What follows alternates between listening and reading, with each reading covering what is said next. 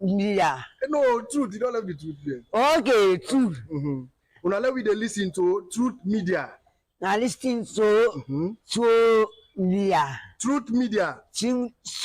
Media. Very no bad. Now, sir, anybody, Salomon. Yeah, they live for the people them for do any business for do some.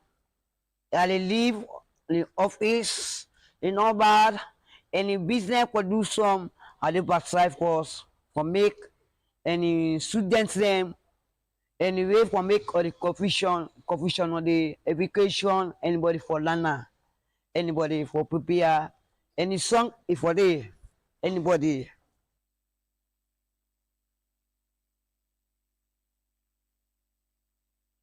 You listen to Truth Radio 103.9 FM, live from. This is Truth Radio 103.9 FM. We empower the nation.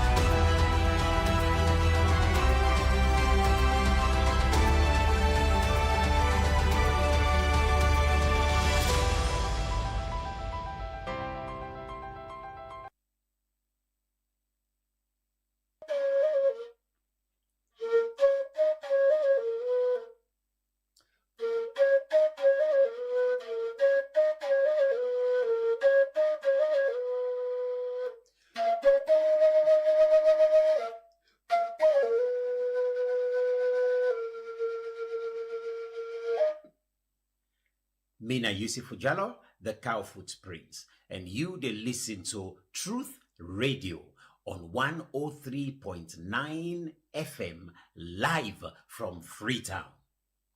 Natu de las.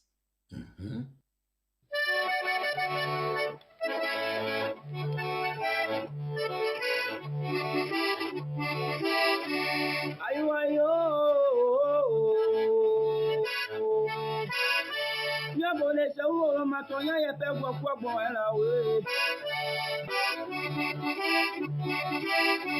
Tonya ya pegwa bwela ngatu ya bwongwe tawato minani FM we.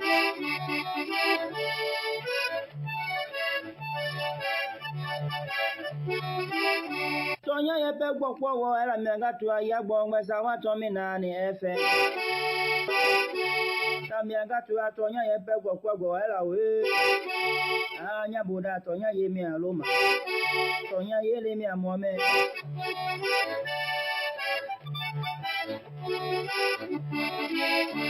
Na bone jagbe nya le ngeja ti anya le dwe mi do onyango ngolo tonya ye pegwa kwa goela we. Mi atanu isi vena. Na bolwa bo mi driver. Anya buda je pegwa bo mi wabido tonya ye pegwa kwa goela.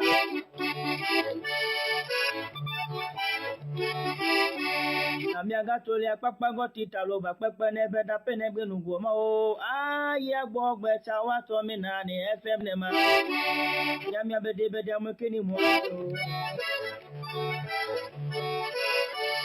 ya de skini mo ni da kesa kesa me e bi lo to me gbo amiaga pinga e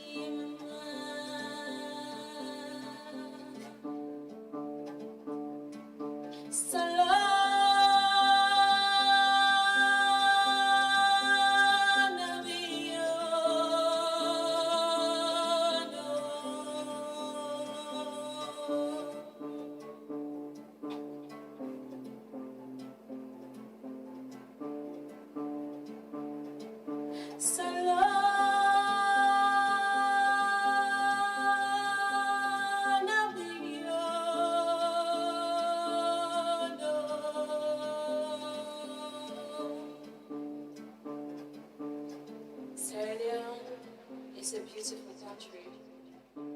Indeed, Sierra Leone is a beautiful country, very, very beautiful country with beautiful people. The land of milk and honey, as my brother DJ Bass used to say. You know, the Amatan breeze, the wire, the Otutu, they blow. It's cold, man. It's cold, but I want to salute the woman the way they sweep, you know. I really want to salute them. And all we woman them, we sister them, we mama them, you know, man, until don't begin dry safe. I drink small coffee.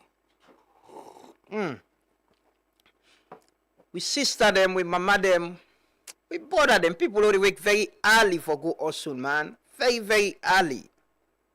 You know, but mostly the woman they will sweep up this end and other places, you know, under this cold. It's cold. It's truly, truly, truly cold. And if you have there preparing yourself for go out, I know from yesterday to today, you could understand, say the weather don't change. We they go into the Harmattan season now. And you need to get you cool cap. You can find red cap with white. It can be Christmas cap. Well, I know more. It will look like Christmas cap, like the one they shown at the screen, or whatever. Just get your jacket, your sweater. It's cold. It's cold out there. You know, we have they witness the Whitman season, the US, UK, Europe season where national no more no they get, but yeah, it's cold, but we get to come out and hustle, definitely. But I want to tell Allah thank you for life. Alhamdulillah, good morning and welcome. It is a blessing that we able wake with well body for come and do the people's work. We have able wake for follow we this morning. We want to tell Allah thank you and pray for whoever sick, whoever get problem. People and they way lay down them wake, they not able wake this morning, you know. People and they definitely we sick way lay down somewhere. May Allah make them easy for them and grant them shifa and give them speedy recovery, you know. It's a blessing for sleep, wake, you know, healthy, get well body, able go do your hustle. It's cold, but alhamdulillah, we will come and do waiting we they enjoy for do. So tell Allah thank you this morning. But if you're going out there, be safe. And I just advise you, if you prepare the picking them for school as well, look for a small jacket them and put them on top them. If you get cold cap, give them as well, because it's cold out there. The weather don't change, and you know, we need to protect yourself. You know, then say how small. But they get Madoni, well, not so small safe. I still remember when we have been there. She was preparing those things, hot rub, Madoni, you know, for make this the bone then strong, then temia. You know, we were can very easily sick, cold or whatever, get flu, and I'm sure flu will be around. People will be complaining about blocked nose, cough, and all of that. So protect yourself. Now the festive season this, you know, I'm sick, so you're not going to be able to enjoy. But you get reason for protect yourself, you know. If any cold clothes, your jacket, your cold cap, you see that red cap, you can find cap like that you put her on. It looks like Christmas cap. But good morning and assalamu alaikum. Very good morning to His Excellency the President, the First Lady, the First Family. Very good morning to all we neighbor them around Winaya, na old school, people and down na Gwentites, people and down na the Wilberforce Barracks, Spur Road, Spur Loop, Wilberforce Village. I want to say very good morning. Signail, Ilcott. Very good morning to all. Dwazak, Brookfields, New England. Good morning to everyone and welcome this morning. Mountain Court, Fulatong. Good morning to my people there. Salamu alaikum. Good morning and welcome. We tell Allah thank you for your life. It's a blessing always for able come here and do this together with you now, and I appreciate that every other morning, you know, I can just get the internet and try for share the live. I can see a lot of people don't already start for follow we, you know, we start the morning always, and we appreciate that. We take one for tell Allah thank you for our live same, and believe say una sleep well.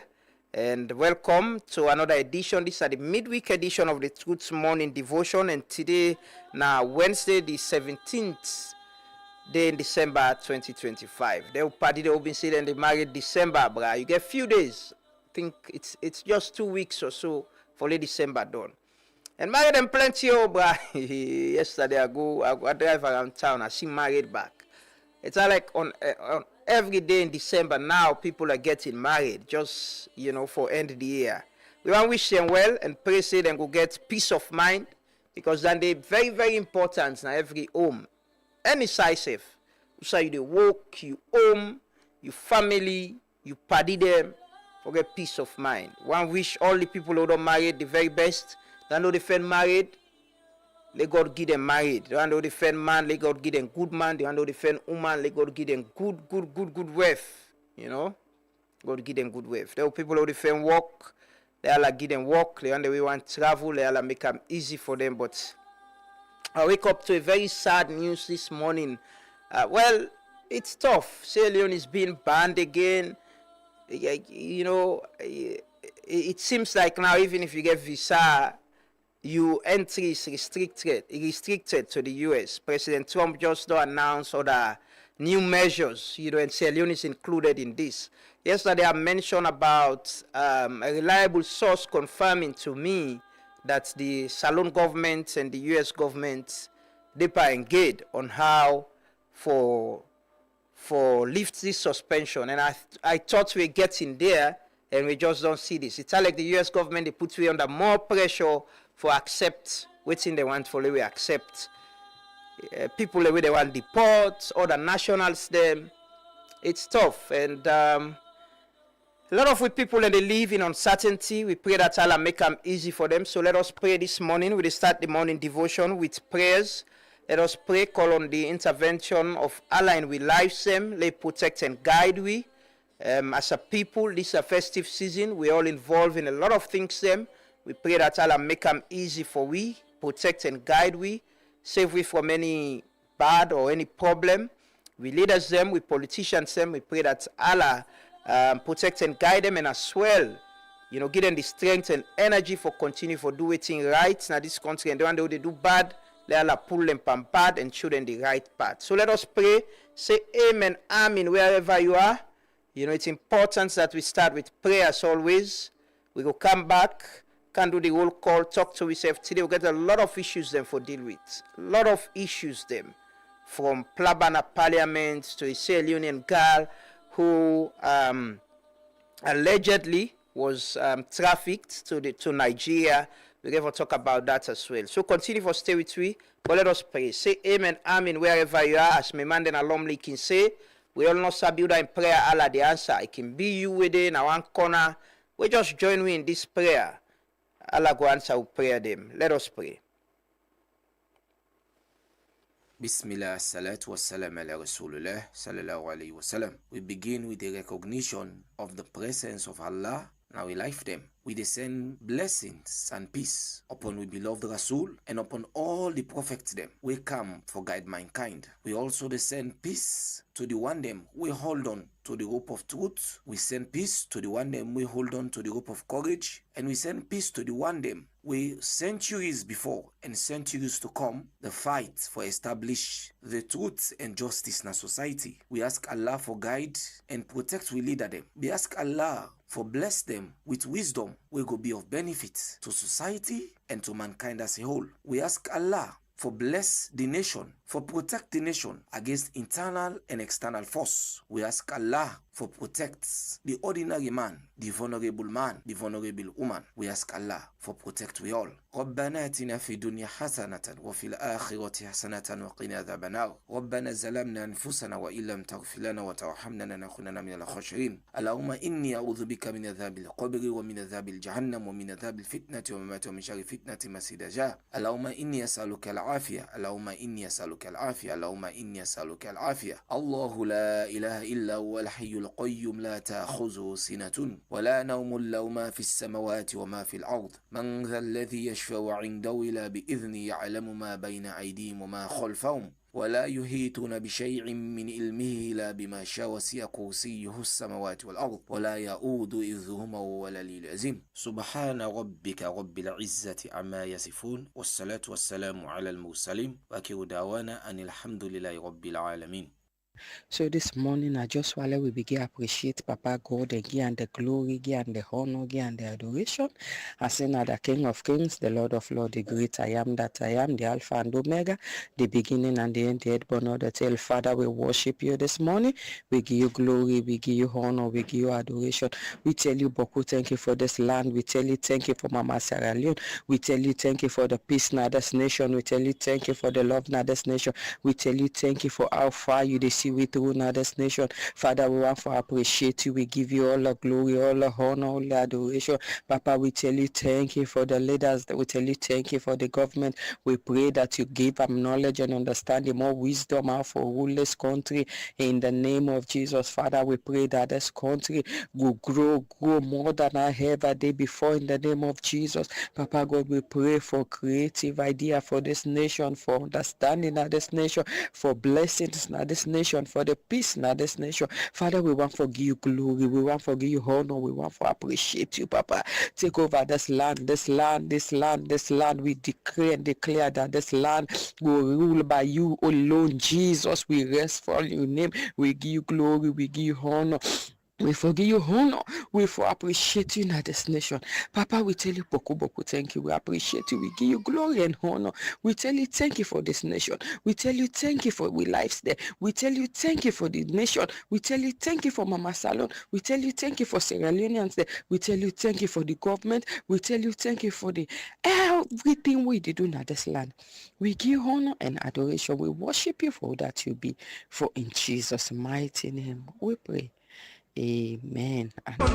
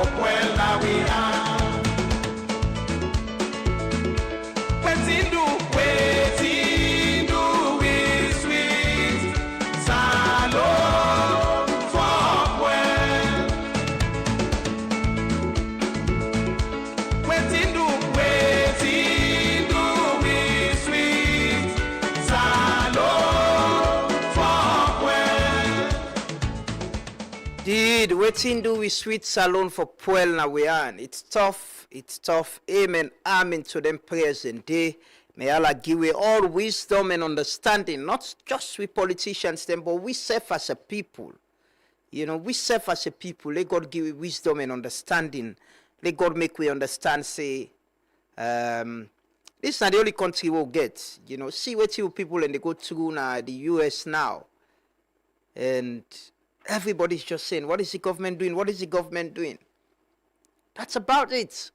Anyhow you go for long term, you must think about coming back home. You must think about coming back home. Because now the family day. You not see that family day where they're able to take all them people and can go overseas wherever they dey. Must get that granny, uncle, auntie, nephew, niece, where they are. So that make now for make fine, for make her fine, and be conducive and opportunities for everyone. We all able to enjoy a peacefully. This country, we look what's in the gun. Look how we're enjoying ourselves with all the challenges and difficulties. We people who are not asking for too much, man. We definitely not ask for too much. Salomon or we're not asking come take we go space. No, we're not saying that. Build Lunge Bridge for we. No, that's a promise. If you can fulfill it, fine. Give me the basic things them. The economy work fine. The man them benefit from the national cake, create employment. I want to congratulate all the lawyers them when they don't call to the bar yesterday. My very good friend them, brothers and sisters them. Alassane Tigo of Eastern Lions. And my man Tona. And a lot of people I know from far and near we then called to the bar yesterday. We don't get plenty new lawyers them, get plenty new lawyers them. Congratulations to them. Sierra Leoneans, a lot of young Sierra Leoneans are making efforts to either educate themselves, learn skills, but get something for do. So that's why person they tell you say Salon people they lazy. No, I don't agree. Yeah, you get people that are lazy, but you get a lot of young people. Watch how many college they get or university, and then small technical places. Those are people when they go learn makeup, garage tie-dyeing and all of that. People are trying to engage themselves. They're trying. This talk about middle-level manpower a lot. Milton Magai Technical University don't graduate a lot of technical people in. Government Technical Institutes don't graduate a lot of technical people in. Not to say they're not there. They are. A lot of people in. They will learn technical jobs. But until we get to that point where we could industrialize or get manufacturing companies them, we're going to employ more people. Then we will address the bread and butter issue. Because if you don't have, they get job, they get, they able to buy. Even people they do business, they struggle, But hopefully we will get to that point there. And, but we want to congratulate all the ones that we don't graduate and wish them the very best. And pray, say, then go come and serve in whatever capacity, diligently, for God and country. For God and country. Salon people, why they drive pass around and see sometimes waiting people and they use out and they hustle, waiting and they sell for survive. You get to understand that people just want something for making life and move on. Just want better life, dignified life. I've been saying that here all the time. We all want to live the things and they will get in common. We all want to live in a better place, get your apartment, decent, you did it. You want for where you open the shower, you able to wash. No need for use bailer. You want little lights there. Public transport, if you don't get motor car, if you able to hop and one and move around. You get a job, you get your small thing, able to take care of yourself and your family. A living wage as well. Government don't increase the minimum wage, or they can't talk about that as well. But not about it. That's not the basic right of every citizen. The basic way of all for live with life. Get affordable housing, get social services, lights, water, public transport, medical, education. These are the basic things where we all for strive for in this nation. For ensure say we able to address in the next years. Now 10 years we don't not show it's APC. President Bio is completing his 10 years. Whatever they come, then social contract here now for agree with and sign. C'est pas we know say they are bigger projects. Yeah, let's achieve one and they, but let's address the basic things them ba. And they read the comments them, the the quote cards them from AYV where they interview the Minister of Energy.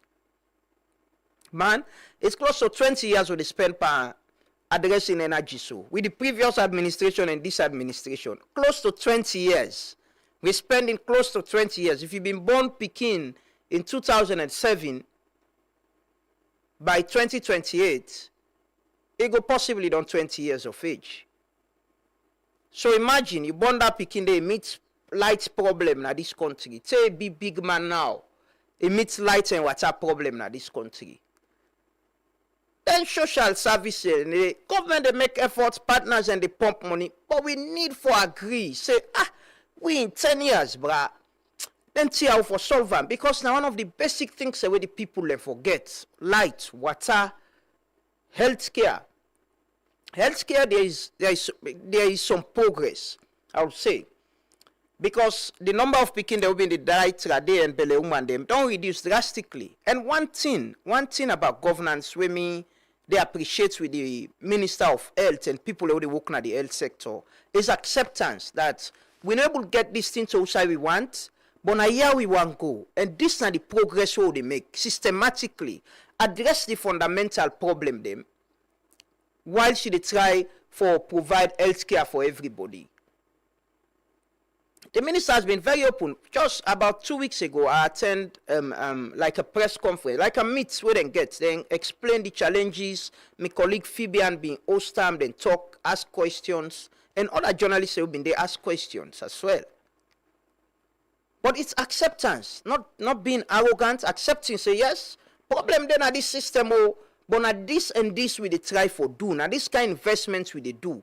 And we for commit to ourselves, say, in 10 years, in 5 years, if we're able to get Connaught Hospital, Cottage Hospital, government hospital and the provinces. Yesterday, there is a guy we called yesterday, man. We talk about him brother, we sick, we get with bone problem. He said this is possible we not get passport safe. They don't sick, they don't can go Connaught. He praised Dr. Kapua for the work we don't do na Connaught. But he was saying now, because we not get the kind of equipment or services for treat that man in a pass the family get passport for the man and send and go Ghana. So for commit we self, say in the next 10 years, 5 years, things and they way say Leone's enough for travel out of this country for go Ghana or go other places for medical. These are things we can do. Definitely there are things we can do. Now commitment, leadership, wallahi we can do them. If you've been born Pekin 2007, where that the past government come to 2028, that Pekin go on 20 years. That Pekin they don't live inside blackouts, they don't live water problem, whatever.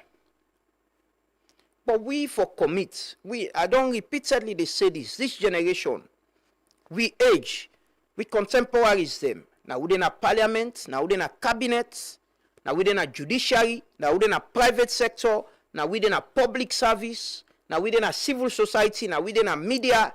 If we not agree say for always have accountable and fix things them.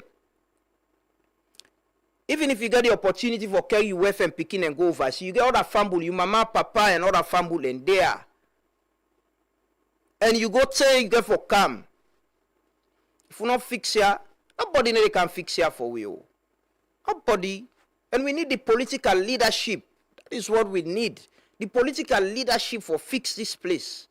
And agree say, no, I not go come I take power by emergency power, electricity there, I left power with emergency electricity. No, I won't. The leader for agree on that. They say no, whatever it costs we for solve this problem, we for solve them. Thankfully, we don't get MCC. Let God make that money, they come, they begin be the part of solving our problem. But individually, we as people, who say we're not going to be too dependent on donors, things and they for agree on. and accept.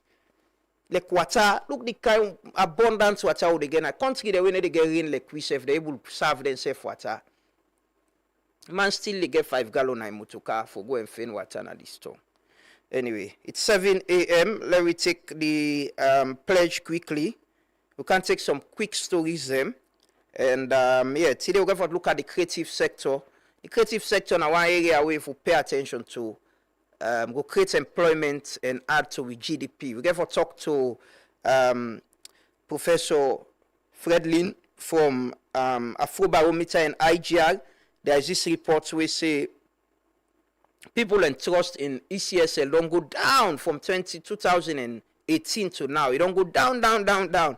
I see the commissioner of the ECSL. Well, I don't know if he's still there or he's at leave. Mohamed Kone. He respond, you know. Hopefully we're going to get out of this program for discuss further. But yeah, we're going to forget them people. But let's take a pledge. They come back shortly. Continue for stay with me. My love and loyalty to my country, Sierra Leone. I vow to serve her faithfully at all times.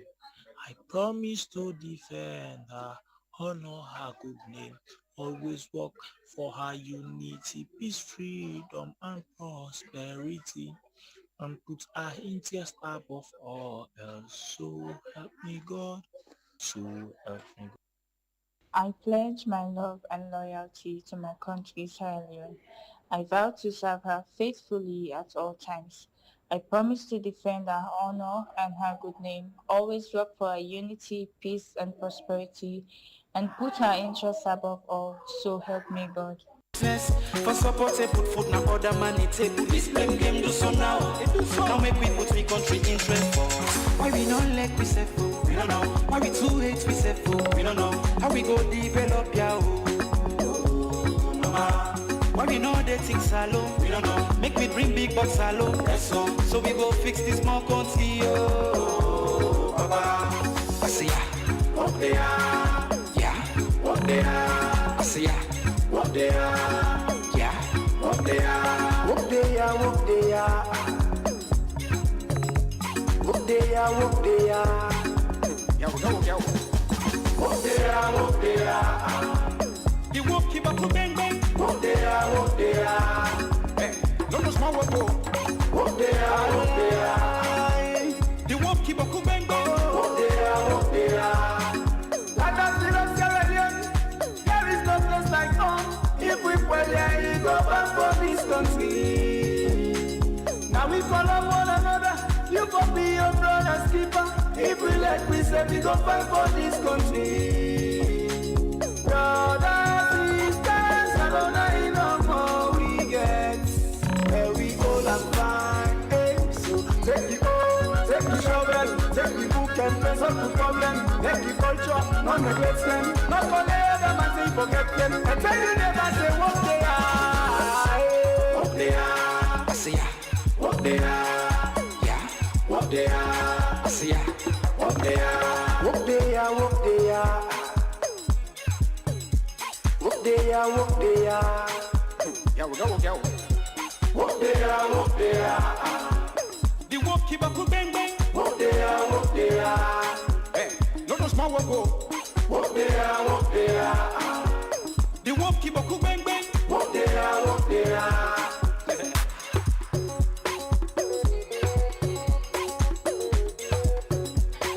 The work there, and now we for do that work there. Nobody know they do that work there for we. Pass we self agree and do the work. They do the work. For do the work. For do the work. This country we all for agree say in whatever capacity we do for play we own part. But we need political leadership. We definitely need them. You need them. We need them for change things, change we lives them. You know. Yes. Let me do the roll call list. We got a lot of issues and for deal with, things and for talk about. And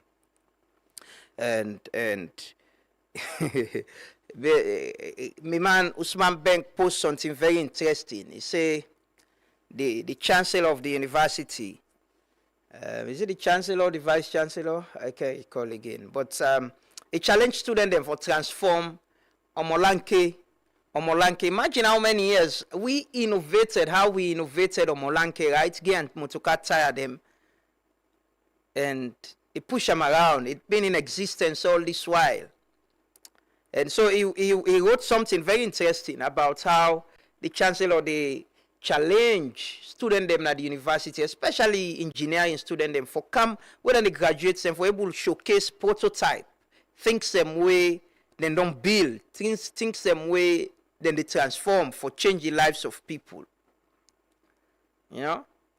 That is what we should be thinking about. Like I say, look the kind of water we'll get. Fobe College have the struggle for water. Fobe College. Either the hostels or the department them. And not just Fobe College. What are college them around? Even we as people. But imagine, say, hey, them place them there. We've able to get innovative ways them, ideas them of how to provide water for student them. Student no go na campus, they want use the toilet. They no able use them because water no day. Imagine how many years we've been around, how old that University of Leone is, for big colleges. These are things what we're able to solve, we're able to sit down and resolve, say no, this year not for pass, we're able to provide water now all the hostels there. If we're able to provide water now every department, every lecture room we get toilets, water for day. Students were able to come and open and use it. This now we premier university, premier man. And I don't get a case them about other places them, other side them, Jala, other places. It's the same story. Somebody showed me video of Anes Baikuma University the other day and the status of how it is. If we don't resolve and agree, say we for change this place and do things then right. You see what President Trump they do, eh? Anyway, Lord do the roll call this morning. Lord do the roll call.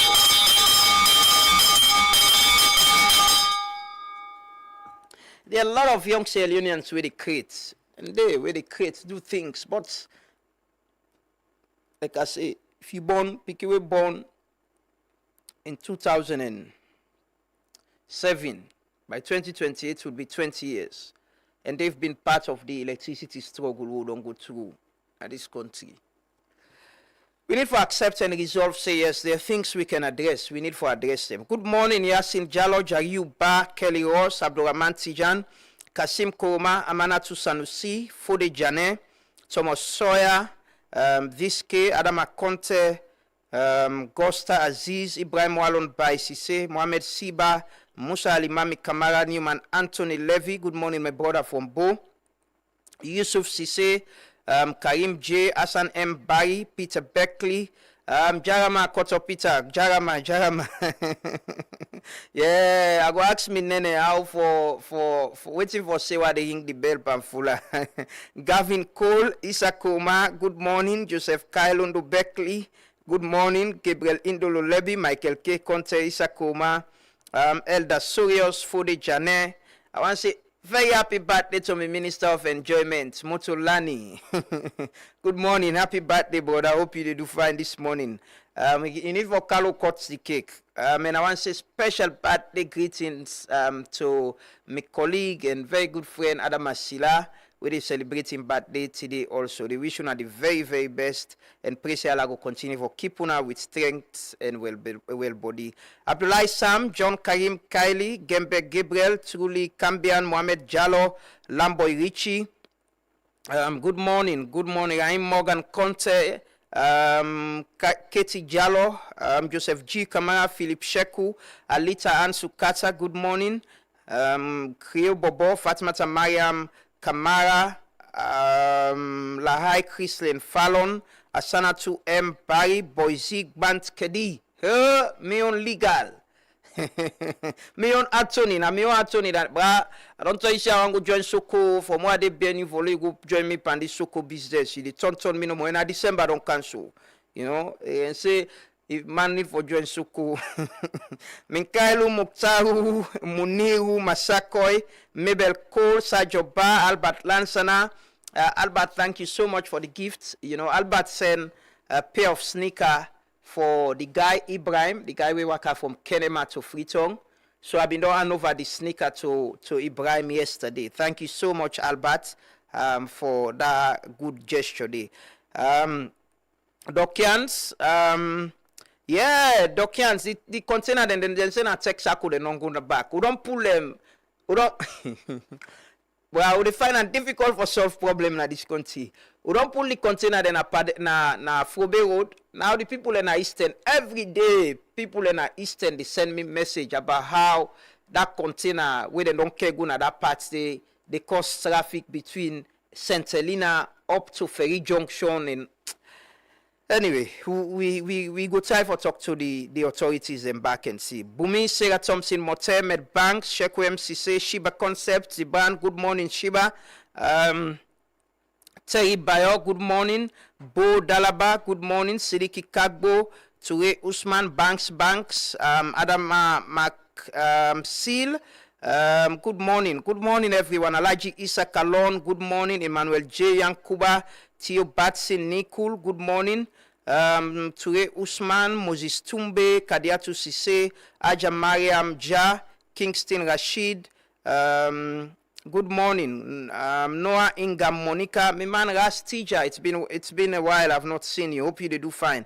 Alimatu Monikene, good morning. My sister Lord Peterson, good morning. Ibrahim A. Kaloko, Abubakar Ture, Sheku Kamara, good morning. Ishmael Kamara, Fode Jane from Virginia, United States of America, good morning. Abu Conte,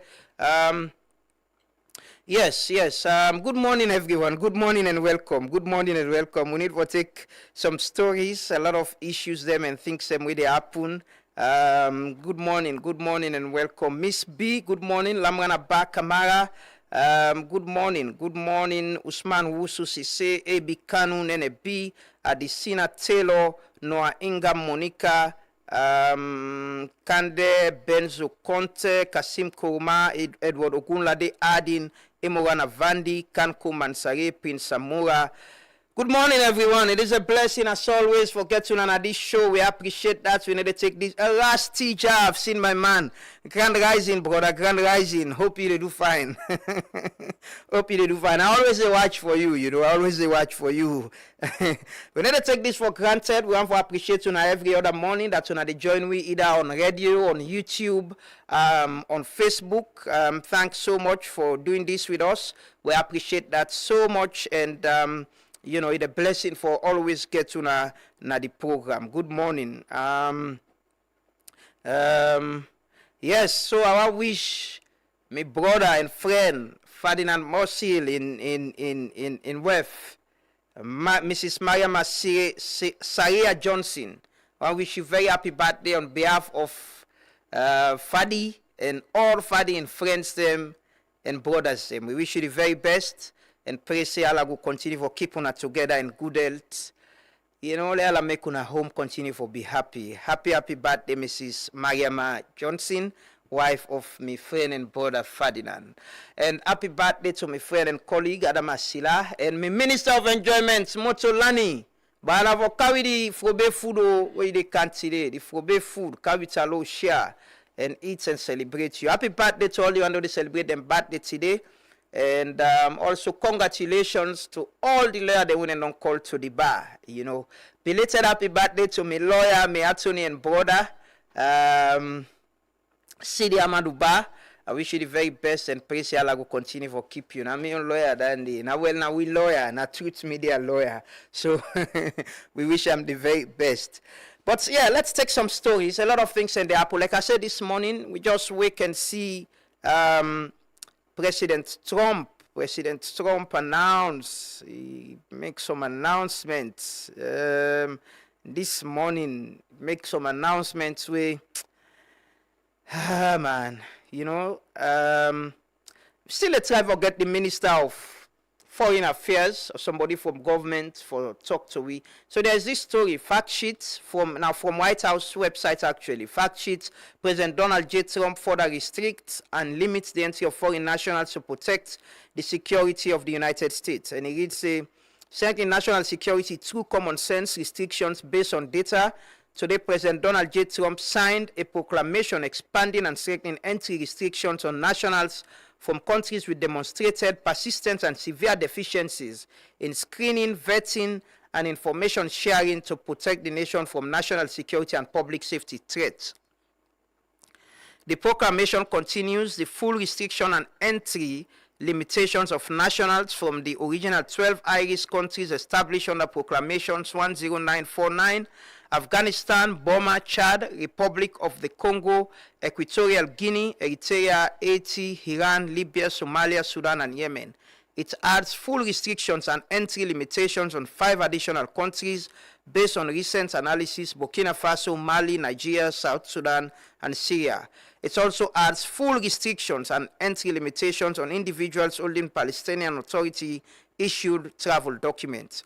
It imposes full restrictions and entry limitations on 2 countries that were previously subject to partial restrictions, Laos and Sierra Leone. Sadly, we are part of this again, from being partially suspended.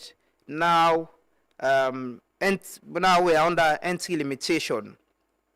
So it means, say, I mean, they talk to somebody we get some immigration background this morning. So it means, say, even if you get visa now, there are restrictions and limitations of your entry. They can even reject you, say, no, you can't come in here, So, well, we still look for. The last time the Minister of Foreign Affairs update the public now in Facebook, say, government still they engage. I see yesterday the embassy engaged some religious leaders, they still they try for sensitize people, we get visa, not for overstay and all of that.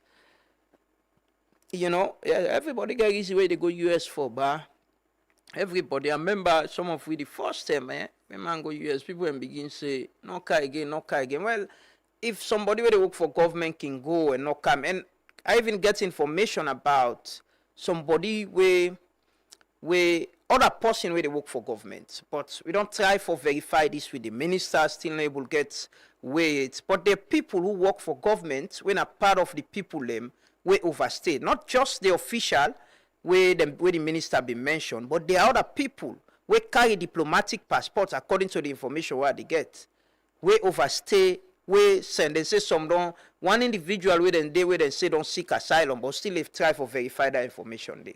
But in them then a list, there's a list where I understand say the US government presents to the government of Sierra Leone through the embassy and the foreign ministry. Names of people, some of them will get diplomatic passports or we go through governments where they will overstay. So it's not just ordinary people, but yeah, hopefully the minister will fit them, maybe publicly speak on this, on what government is doing, and we go take them up from there. But there are more stories. Sonoco, the company where they build the flour mill na Freetown, don't secure 23 million United States dollar for build the first industrial flour mill. We go produce 600 ton daily, 140 ton annually of flour for this country. The Deputy Speaker of Parliament, Honorable Ibrahim Tawak Conte, don't talk say MDA them where they boycott the budget hearing where they go on. And then I understand say the meeting they will get, the engagements where the committees then get with MDAs them. Some MDAs they not appear, they not go at all. They not go. And but they get for give them money. They not go for go defend how they spend the money for 2025. But government get for give them money back. Parliament go approve. So the Deputy Speaker don't say anybody we not go, we not appear, they not go approve in budget. So yesterday I tell you now yesterday say for being get staff them from the Tertiary Education Commission. Apparently somebody call them from government, they say that they try for resolve the issue, they not show up. But so just after they done program yesterday, now I get called back, say, they don't come, they get win at the office, so then say the chairman don't give directive, say them for they drep. So Jaman and go there yesterday. Police and sorry, OSD officers, if you can see on the screen, they lock the office and then tell the staff them for commodity.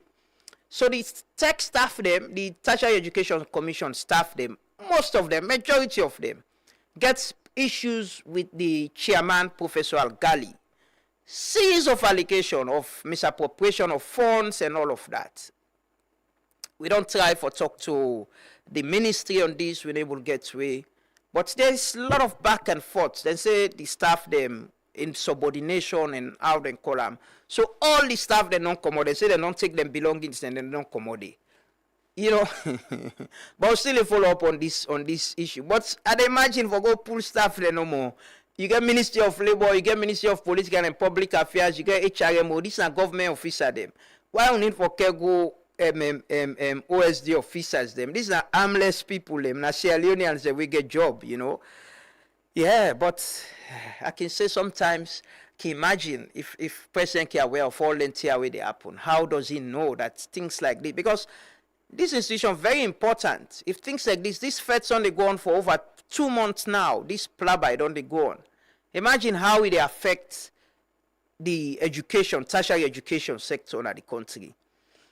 Yesterday, the government announced, the minister been announced an increase in the minimum wage from 1,000 to 1,200 from 800 leons, effective April 2026. Then they will come into effect. So there is a very interesting conversation on this. Asimi man Abubakar Kamara of Ban been they say ask why wasn't this part of the budget speech, because this get a lot of financial implication. Because in order for only be for private sector, even government workers them, you know, get for affect them. So possibly the amounts and the budgets get for increase. But we're going to offend the expert them for talk about this. But this is some good news. From 800 to 1,200, there is an increase in the minimum wage, with around $50 or so. So yeah, private sector people and the raise concern. How do we cushion this with the economy presently? We get for pay tax, we get for pay workman them and all of that. But hopefully, we'll talk to the expert them for explain this. So yesterday evening, we end with the news. IMF approved 79.8 million United States dollars disbursements to Sierra Leone under the extended credit facility. And Salon get forget this money. This is a loan we take. Like they say, loan not bad though. For take loan is not bad, but now how spend them? How spend the loan now important. Now like we in a private sector, so we all can go to a bank for take loan. They take loan, but if you take loan, you not can spend them on the business, for let the business thrive, you go buy motor car or go bills, then it's a problem, you know. So we don't have power loan with this, and hopefully we go spend on judiciously to the benefit of everyone, because they loan here. Now, money will they pay back, they pay. If you check the budget speech, they pay a lot of money in servicing loan. They put plenty money in a corner for service we loan them. Yeah. But there is a video yesterday where a lot of people tag me on. Then tag me on, man. This video where VDM, the guy in Nigeria, do about a Sierra Leonean lady. Say she very young, 18 or 19 or so. We say then traffic go Nigeria. Let's just watch the video. I want people are aware and understand. I don't share this with somebody in the Sierra Leone High Commission in Nigeria.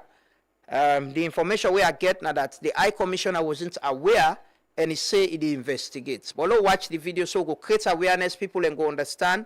Allegedly, this lady say she was trafficked from here to Nigeria, and waiting and tell and say they go for not to him, he go do. So if anyway escape. But let's watch the video quickly. Alright, so this is the first case I'll be doing from this office since I opened the office, even though we have not officially opened yet. But I have to take this one. So, madam, first of all, what's your name? My name is Aisha Frances Dumbuya. Aisha Frances Dumbuya.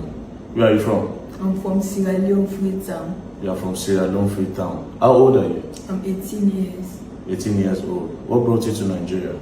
This one woman, Mrs. Amaka, is the one that trafficked me come to Nigeria.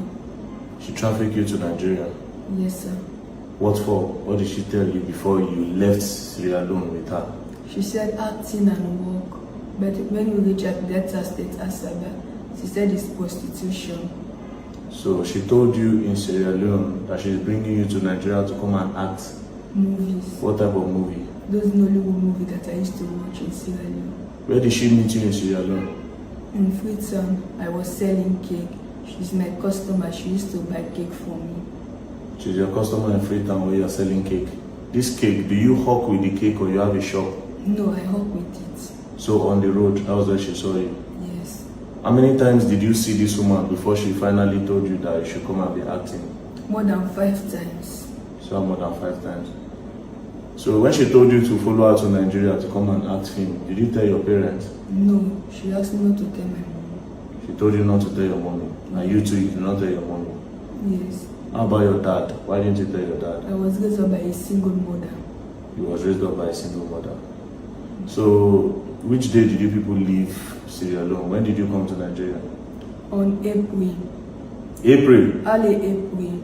Then we reached Nigeria at April 17.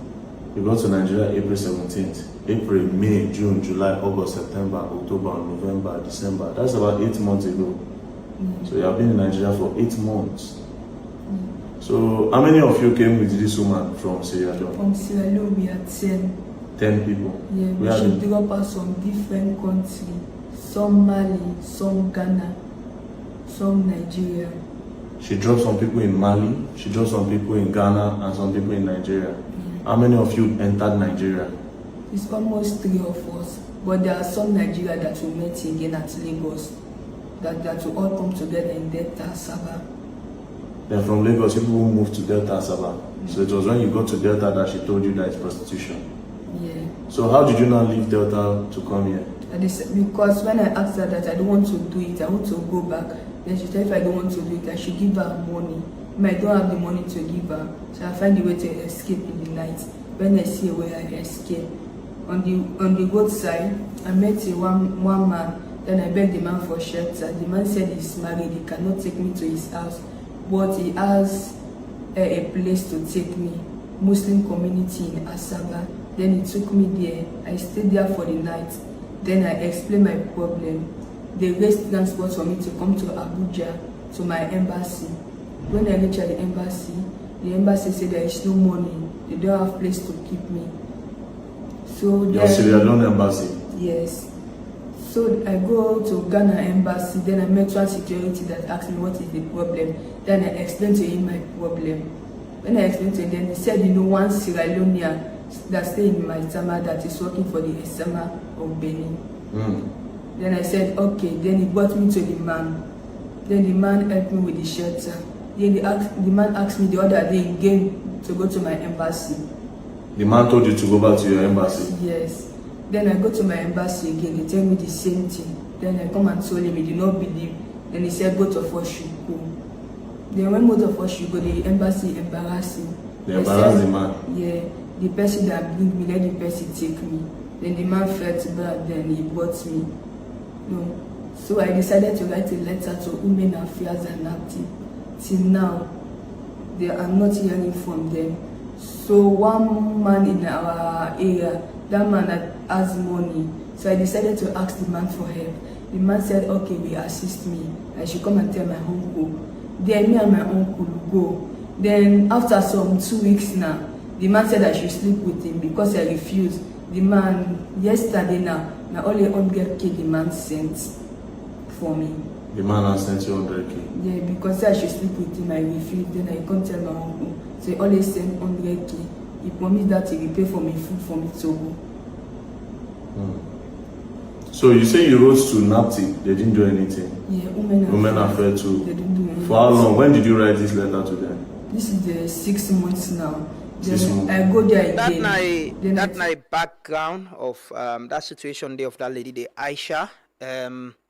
Like I say, human trafficking, they happen a lot. People in need for aware. We will get picking them, fumble them. A lot of young people are being conned into it. We don't get a lot of stories from Senegal to Niger to Nigeria, Ghana, a lot of it. So people decide for play this video so people they watch or when they listen to we could get their awareness and understand. Say human trafficking is happening, and when they follow up on this story, we actually don't reach out to the High Commission. Somebody we talk to we and no one mentioning him say they don't the video they don't see him and then they investigate the side where the lady say she went to the High Commission and she was not supported or whatever. So it's a story we'll follow up on, definitely, but be aware, you young person, somebody can tell you say, at the Kego, I go give you work and a traffic. Most people, they traffic people. But let's take this story quick. The President, His Excellency, meets with the EU delegation yesterday and gets a dialogue, the annual dialogue with government and EU can get. Let's take this news video quickly. We'll come back, can talk about Parliament, then we can join with guests them. Let's just take this quickly.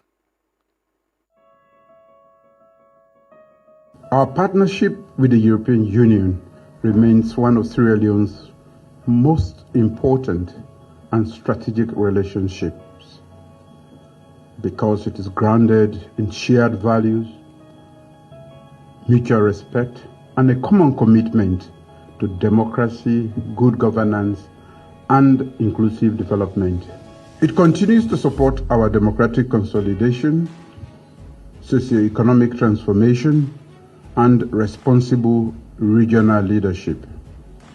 But let me remind us all that we are meeting at a time of significant global and regional challenges, marked by security pressures, economic shocks, rising governance demands. In this context, this dialogue is both timely and necessary. It provides an opportunity, first, to reinforce trust between us, align our priorities, and strengthen cooperation in practical and result-oriented ways.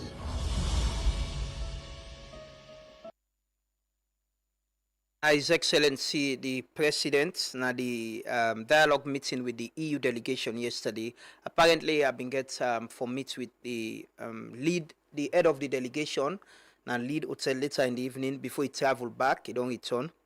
And interestingly, I've been asked somebody say, did he come with a private jet? They say no.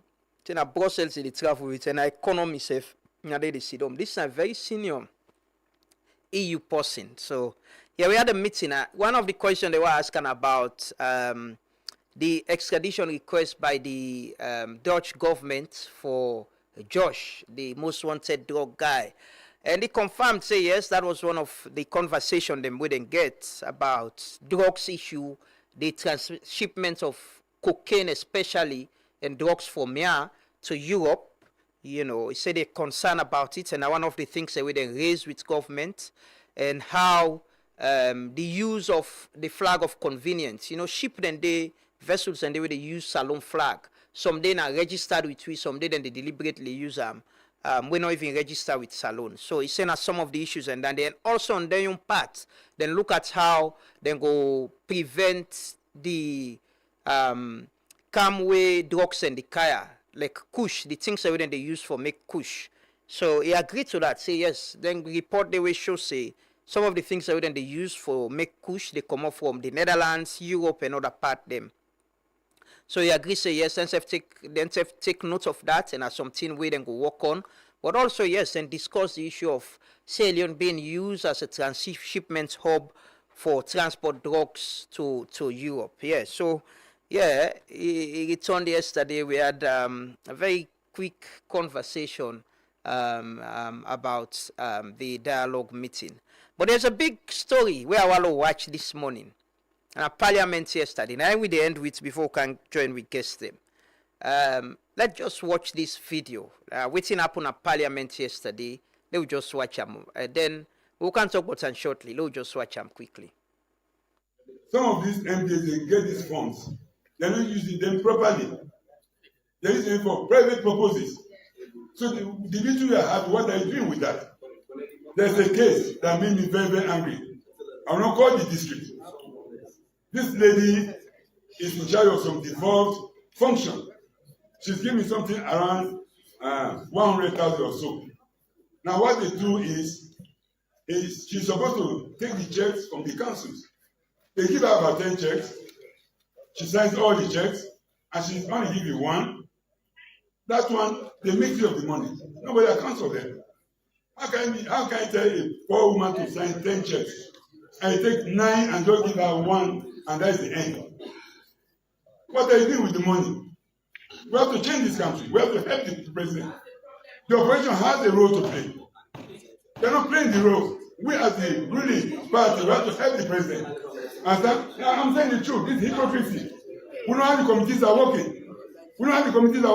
How can the MJ take us seriously if we are not performing our job? This is hypocrisy, Mr. Speaker. We have to change our attitude. We have to move this country forward. This is hypocrisy. I stop here. Mr. Speaker, the man is saying this is No. Let me finish. We will not allow you to finish. Mr. Chairman. The committee are not working. We are not doing our work. We are not doing our work. I can honorable member. I can only take one member at a time. I'm there. This is hypocrisy. We are not doing our work. Honorable I'll not allow you to continue to insult me. You're not doing your work. Honorable member. You are not even fit to be Honorable member. You are too cold. Honorable members. The honorable Let me say that to you. The honorable You are not take it seriously. We are in charge of maintaining the procedure and order of this house. I take it that you should understand. I take it that you should understand and be able to withstand members not getting into the street. I understand exactly your point. I understand the concern of the opposition bench, particularly the leadership. I've heard your moment. I listened to the honorable member when he was making his point, and I believe his point should not be directed to the opposition or to this parliament. I agree. Mr. Speaker. No, I'm sorry. Let me finish. Hold on, sir. Let me finish. His concern should be directed to this parliament, because select and sessional committees are created by this parliament and they have a clear mandate. So if MDAs do not receive their disbursements and committees in this parliament go on oversight or invite them for scrutiny and they don't bring it out in a report or they don't channel it through the finance committee for the Ministry of Finance to be summoned, then it should not be apportioned to one person. Or we should not be doing the recording. Hold on. Hold on. You are not the speaker. Hold on. I'll listen to this. The honorable member withdraws his statement. Yes. And also, he spoke about hypocrisy. Members of parliament are not idle. For us to have left our schedule and we are here, I can remember even when we are debating the budget. When we are here, we spent late night here. So for a colleague member of parliament to unhesitatingly assert that his colleagues are hypocrites, you know, to a large extent, it dents the operations of this parliament. Also, Mr. Leader, I'm demanding that he withdraws his statement that members of parliament are hypocrites. Yes, and finally, am I protected? Yeah. Finally, I want to advise all colleagues. You know, this is we are not here to talk to ourselves. The smallest of statements we make here will vary. The smallest of contributions we make here is in public domain. We have a press gallery. We have national television covering our city. So we must be very careful in what we say, the allegations we make. You see, especially when there are indications that this honorable member has not been attending sittings. So to me, Mr. Speaker, I want to, this is a strict warning now, member, I'm giving you, it's a strict warning I'm giving you. You know, that he refrained from attacking. The standing order does not even allow us to use improper motive, to insinuate improper motive to your colleague member of parliament. It is not good. And let this be the last time I am standing up here to ensure that you reverse any of these statements that you make that clearly attack a leader or an opposition team. So I want to sit down. I'm talking. Sit down. This is the same thing you're doing. Sit down. I'm talking. I said sit down. Sit down. I am talking. Sit down. You don't know your standing. Sit down. Sit down. I'll talk to you. Sit down. I'm not finished. But you don't talk to me like that. Honorable Shaka Sama. Honorable Shaka Sama. Honorable Shaka Sama. I am giving the floor to the leader of the opposition. Thank you very much, Mr. Speaker. But tell me not to talk to me like that. I am giving the floor to the leader. Don't talk to me like that. And you have the right to tell the opposition that is corrupt. Honorable leader, address me. Yes, you see, there are times most of these things happen, not because members of parliament want to take the law into their hand. It's because some of them, especially him, is not conversant with his time in others. Because he knows that when I'm talking, he should not interject without authorization from the speaker. This is the same thing. Mr. Speaker, we want this house to be orderly. We can be destructive. We can interrupt any sitting in this house. We have the potency. But we cannot do it for the sake of national development. And because we are being combative, they should not use that as weakness to use the derogatory statement against the opposition. I am using this as a firm warning, a stern warning to him. The next time he tries this, I will not control my members. They will lash on him and they will infuriate him. I will facilitate it, I will sponsor it, and I will be the first one to endorse any of my members who use any word against him. Respect is a cheap program. If you don't respect yourself, how could we respect you? You see, so this is a stern warning, Mr. Speaker. I thank you for the opportunity. I want to thank the leader of the opposition. I know tempers are losing, and I have heard a lot of adjectives that should not be said in this chamber. But I take it that I will rule on SO 42 that all of those adjectives being said in this chamber.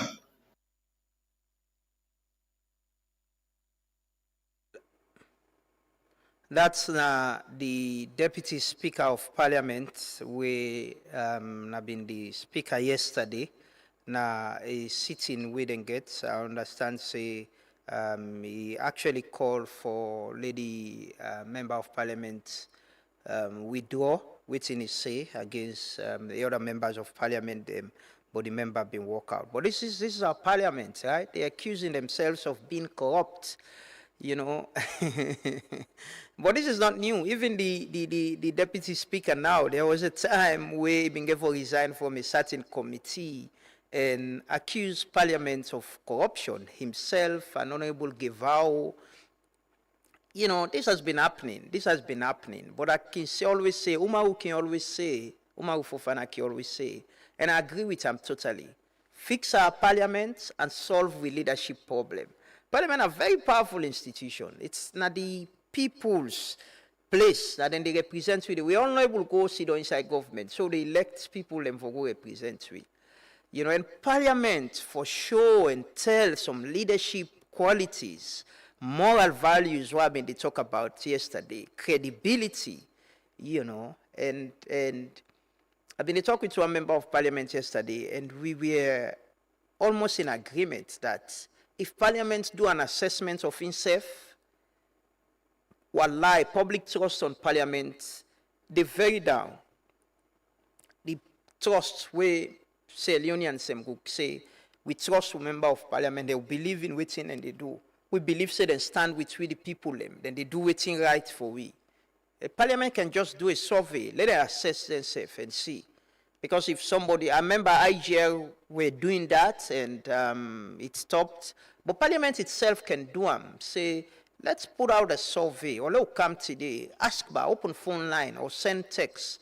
What you want to think about the workload on they do? They're very good members of Parliament, by the way.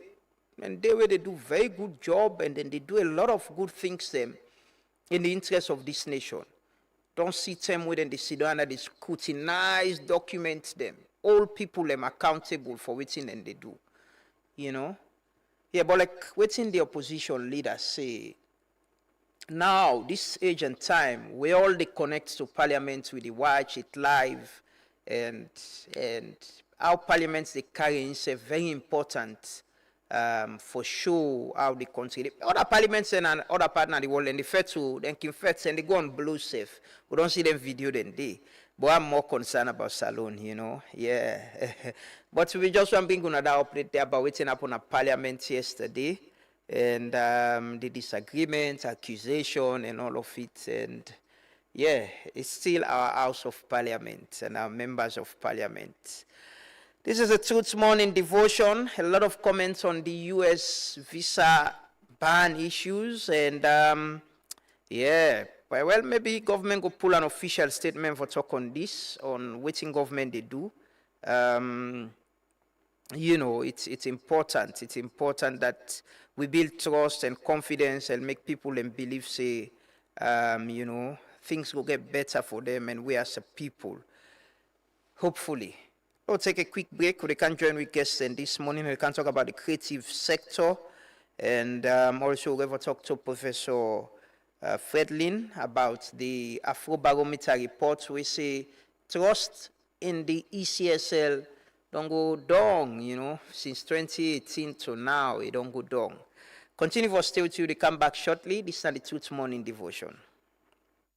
1 minute, Konani. Know your rights in 60 seconds. Brought to you by Citizens Beret. The Counter-Terrorism Act. Waiting you need for now. Inside September 2025, the President signed one new Counter-Terrorism Act, quiet one, where they show waiting terrorists and they do and who that are terrorists. The law corrects boku problem them where civil society been see inside the last bill, but the process not happen the right way. Now Parliament they make law under the Constitution, so the bill for don't go the back before the President sign them. Where we not follow the right process, citizens them through the MP them not go able add voice. The law even allow government and other company them for listen to personal call and message and like the courts not say so. People go take advantage of this and unbox citizens the right to privacy. As citizens them, we for team up Tranga one, call for correct process them where then they put law, ask for tight protection from privacy, talk where they not follow the right process or where them pull right na you an. 1 minute, Konani. Know your rights in 60 seconds.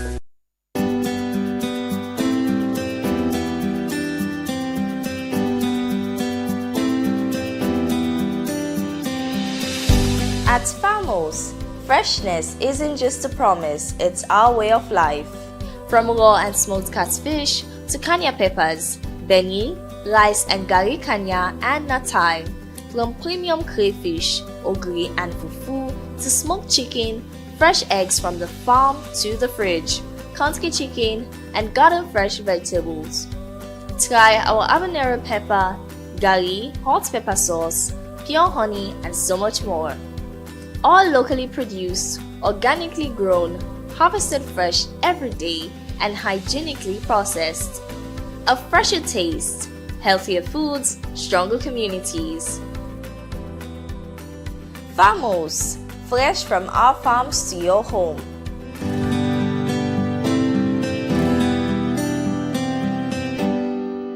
Dope in the room, smart, yes. Entrevista por Mike. I'm legacy boy. Oh yeah, big time enjoyment don't come on, it don't come. Hey, this is not the end of your enjoyment, the end of your party, end of your chilling, you know who left behind. It's the one corner to present end of your Sylvester party. Volume 6. That means, you know, we don't go to volume 1 to volume 5. You don't know what you can do. This is not the volume 6. But wait for them tell you Wednesday, December 31st, 2025. That on the last day inside the year. Come, there'll be party. This is now big time party. End of year Sylvester Freestyle Party, Volume 6. And the time now, 9 p.m. The entrance will go inside. Got 20 euros. The place now, Gas Break, 67A Muchin, Good Vice Club. No wait, make them tell that you party any other party. Make we all can enjoy together a big time party. And the DJs will get for better good music that night. Get for B, DJ Ash Walker, DJ Cash, DJ Nash, and the MCs wake up for kiss the microphone that Nagabe, MC Suma. No wait, make them tell you, December 31st, that on Wednesday, ladies night. Come, let we enjoy together. Nigga for funny with you, 20 euros with the one corner. It's not big time bloody da. Yeah, man. Necessary, the money necessary. This now the Truth Morning Devotion on Truth FM 103.9 with the broadcast live from the studios na Ilcourt na Freetown. And we there on Facebook and YouTube, welcoming all viewers them from across the country and across the world. Somebody just they sent me a message. You say Freetown.t. Yeah, you know, we all need to make some efforts and clean this place. I just think say maybe we get a time. Well, cleaning. Most times we've been getting national cleaning on Saturdays, but they end up for big government. They spend money plenty, and we left dirty in our streets. But we truly need for find a plan. How they imbibe the culture of understanding that we need for clean wherever we do. You know, that sense of responsibility that we all get a role for play for ensure say this place clean. Because as I always say, if stranger gonna use it use dirty and not pack fine, it means you dirty. If person can in this country how this place they so is Siam, you know, clearly they understand say we not gonna beach. I still not able to understand how we not able agree for clean that beach. Forget about the seafront, the dirty way they did. The grass golf club, I don't tell you plenty time down a fence. The grass where they go and I get for eye past the fence safe. But what does it take for fence somebody for brush yonder? Do some nice landscaping at that place there and people are able to sit on this safe. Watch the Aberdeen roundabout going by Bintumani by Swiss Hotel yonder. See how the landscape make that place they fine and nice. But these are things we can do. We don't need all the money in the world for doing things there. Anyway, we find time to talk about the Dotina Frito. We don't need to talk about them. So this morning, I want to welcome we guests. They can talk about the creative sector. Continuously, I don't need to talk about how there's a World Bank report where clearly they explain say, with how the creative sector in Salon they so presently, it contributes to Salon GDP. And it creates jobs, employment for a lot of young people. And if we pay attention to that no more, invest in them, create the infrastructure, support the people within them, it go beyond the side they so. So we don't get a conversation around them now. Today we continue that conversation there. And this morning I get the pleasure for welcome Mabel Toure and also TJ Badewe. Mabel na the team lead for Reunion Freetown. So if you don't move around and they see some very nice painting them, right? And the city council, the cemetery in Akisi Road recently, then do them. And hopefully they never do fence as well.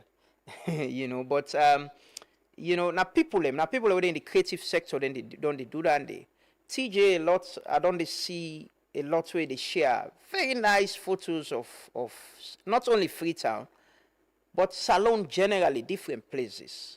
So they can talk about the work with and they do, and also the Reunion Freetown Arts Exhibition, where they start tomorrow, and what's it mean for the creative industry and Salon economy. But then we'll talk more about it. Good morning, Mabel, and welcome.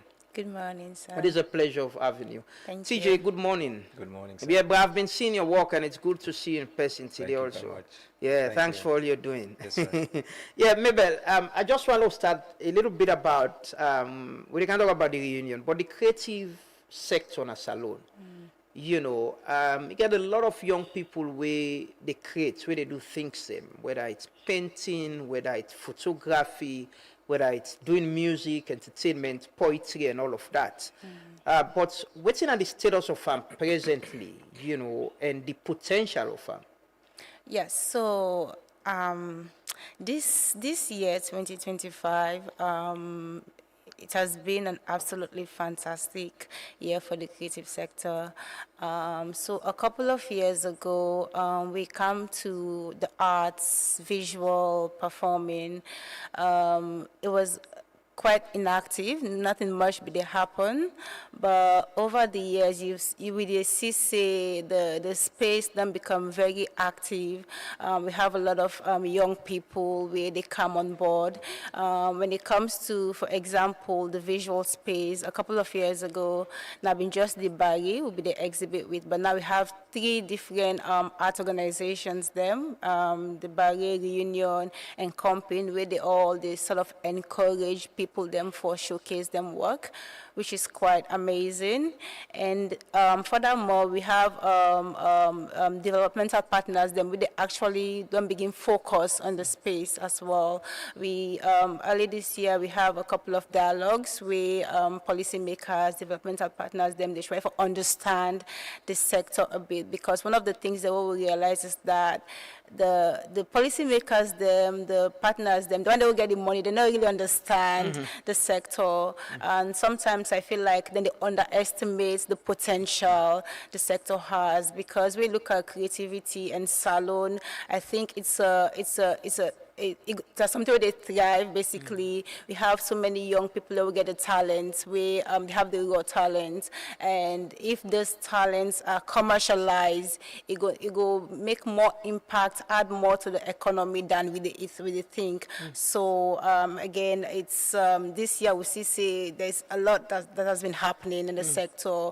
We have spaces like Creative Hub where they then get that, like this open mic every end of the month where young people just they come and just showcase their talent, sing, do poetry, and I think spaces like this are quite amazing for encourage the people them, the young people them more for come for take up them creative skills and make something out of it. Apart from the investments, waiting basically you would say missing na the sector, we go help with the potential and support the young people there.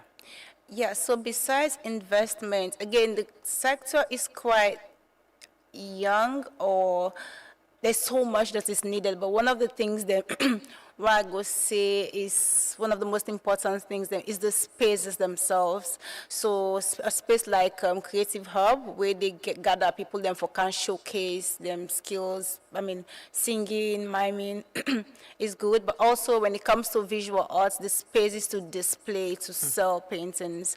For example, since we've been doing exhibitions them, at the end of the day, artists and they take them paintings back home. So we've not had like a space where like a permanent space for display and sell the paintings where person go just walk in. So, but fortunately this year we've had like organizations like UNDP, we don't offer for look, we use them space as well, so we artists go display them paintings permanently and they can sell. And also they come up with we put up a small mini art gallery as well. We'll go able, after the exhibitions now, we can get the artists them for display with we and sell as well. So again, spaces are one of the most important thing, and also commercialization. Yeah. Commercialization is another thing, because when you look at artists, they just want to create and do their thing, but most of them do not have the ability to commercialize their works. So which is why we need also the innovation hubs, the business developers to come on board, because let the artists create their own stuff and let the possibility sell. Exactly. But what is the appetite there from the public and people they want to buy? Yeah, to an extent. I mean, to an extent. So before now, people are not really, they see the creative space as anything, but as we've been having exhibitions, we notice that more and more people come on board, and when they do, this is something they really love. And we understand, say, salon, the buying power is quite low, so people, they sort of need for things wise for invest in arts, where you need for invest in food, and but we do have a couple of people that really love arts, local people that actually buy and invest in that.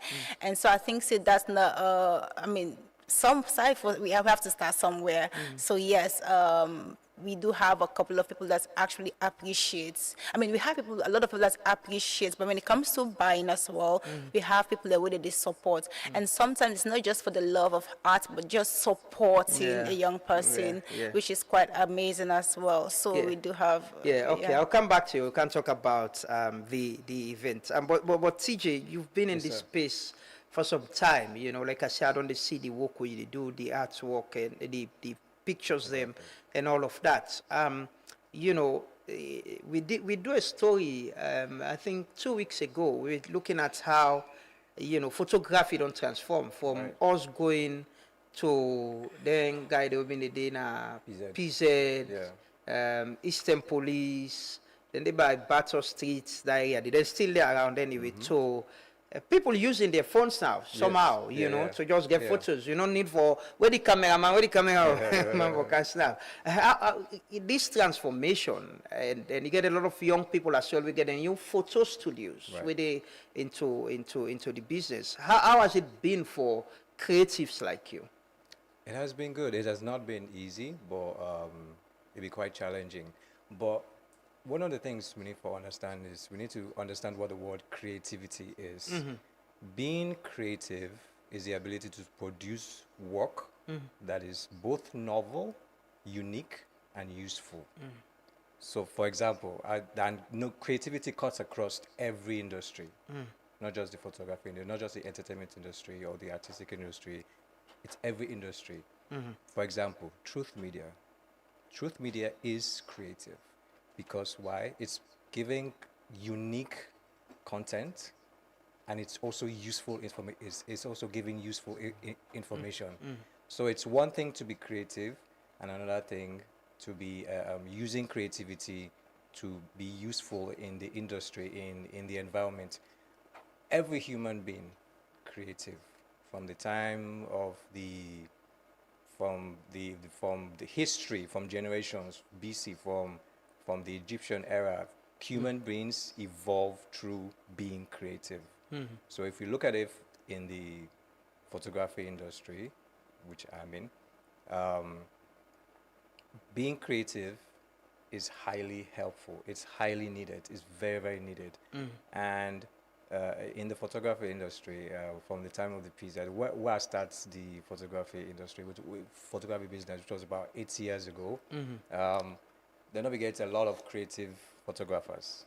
Now more of the PZ. In fact, now one photographer inspired me. Like actually, waiting inspired me for going into photography now, where they work with UNICEF, where they hire professional photographers from overseas.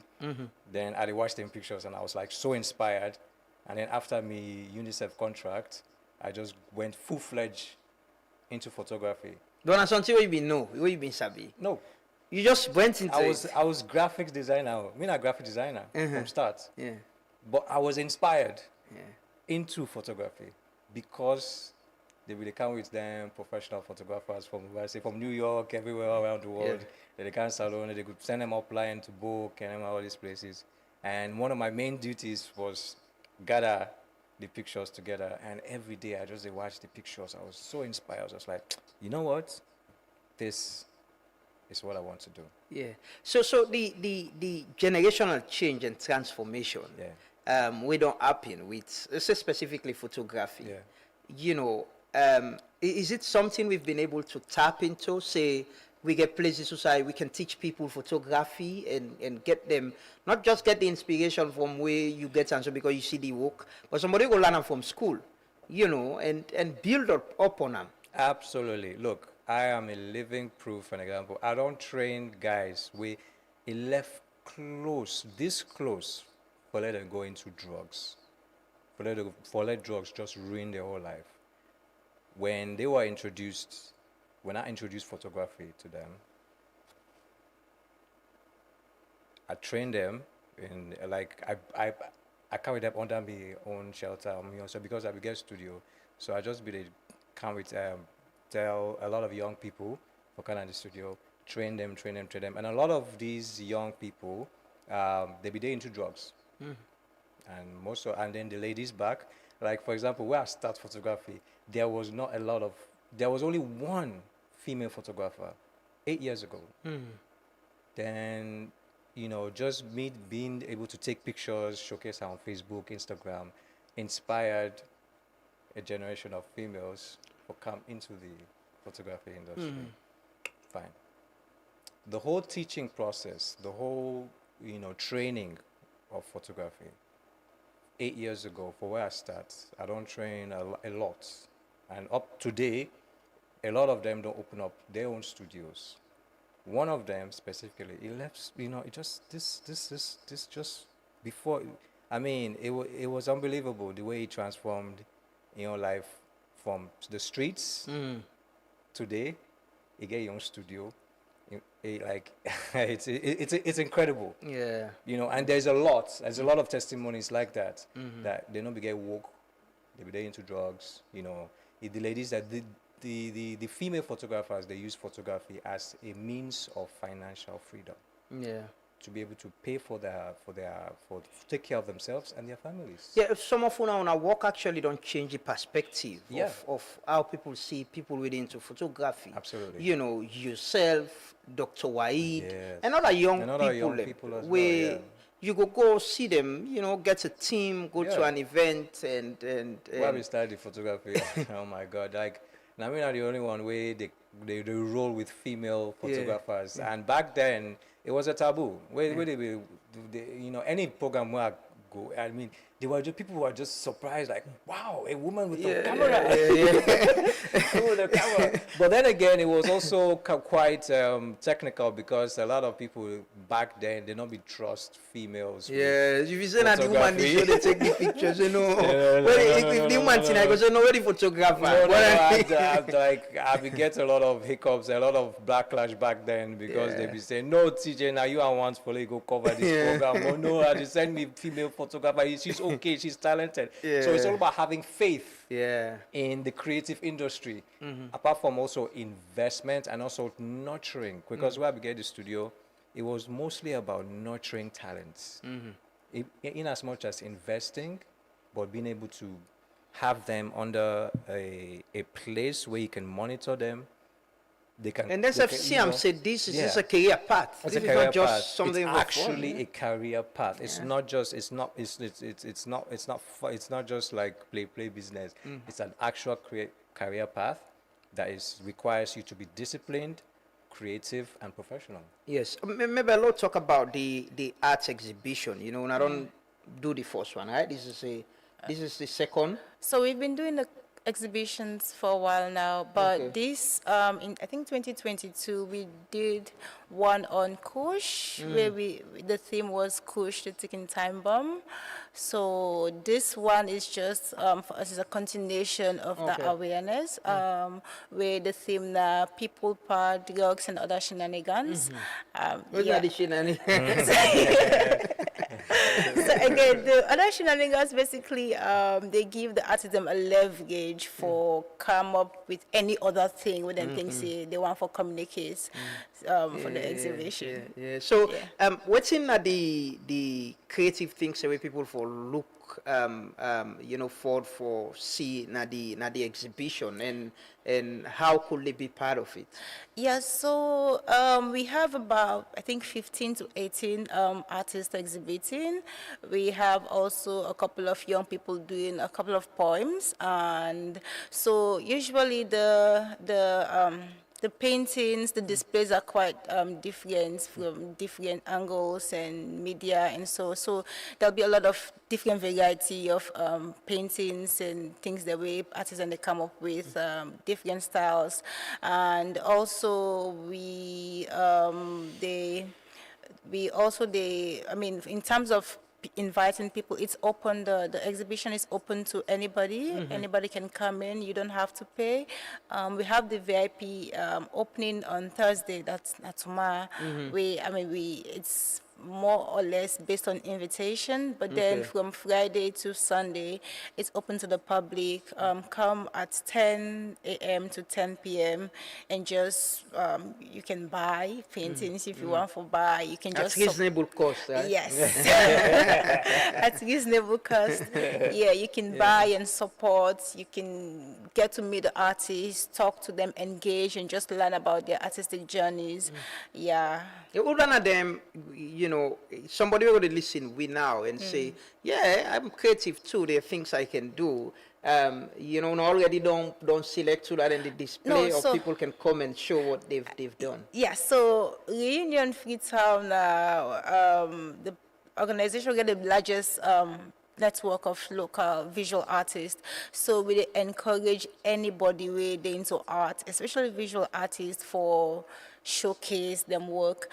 Usually before the exhibitions, we send out a call, but already get your network of artists where anybody, even if you're not first time, I'm an exhibitor. Actually, highly they encourage first time exhibitors them for be bold enough for show up and come in and work, and you don't have to pay anything. You not get confidence in your work, just being and calm will give you the platform to showcase, because for me I believe art is quite subjective, so there's nothing like fine art or art. It depends on the individual. It's an expression. Exactly. Yeah. So anybody can come and exhibit, but usually before the exhibition we already don't get people away, they reach out, say I want to exhibit, because we have to plan. Yeah, so So the theme, I just want to talk a bit about people, Yes. power, drugs, and all that shenanigans. But let's look at waiting on the, is it when I want to use this as well for send a message about mostly drugs, where we don't talk about a lot.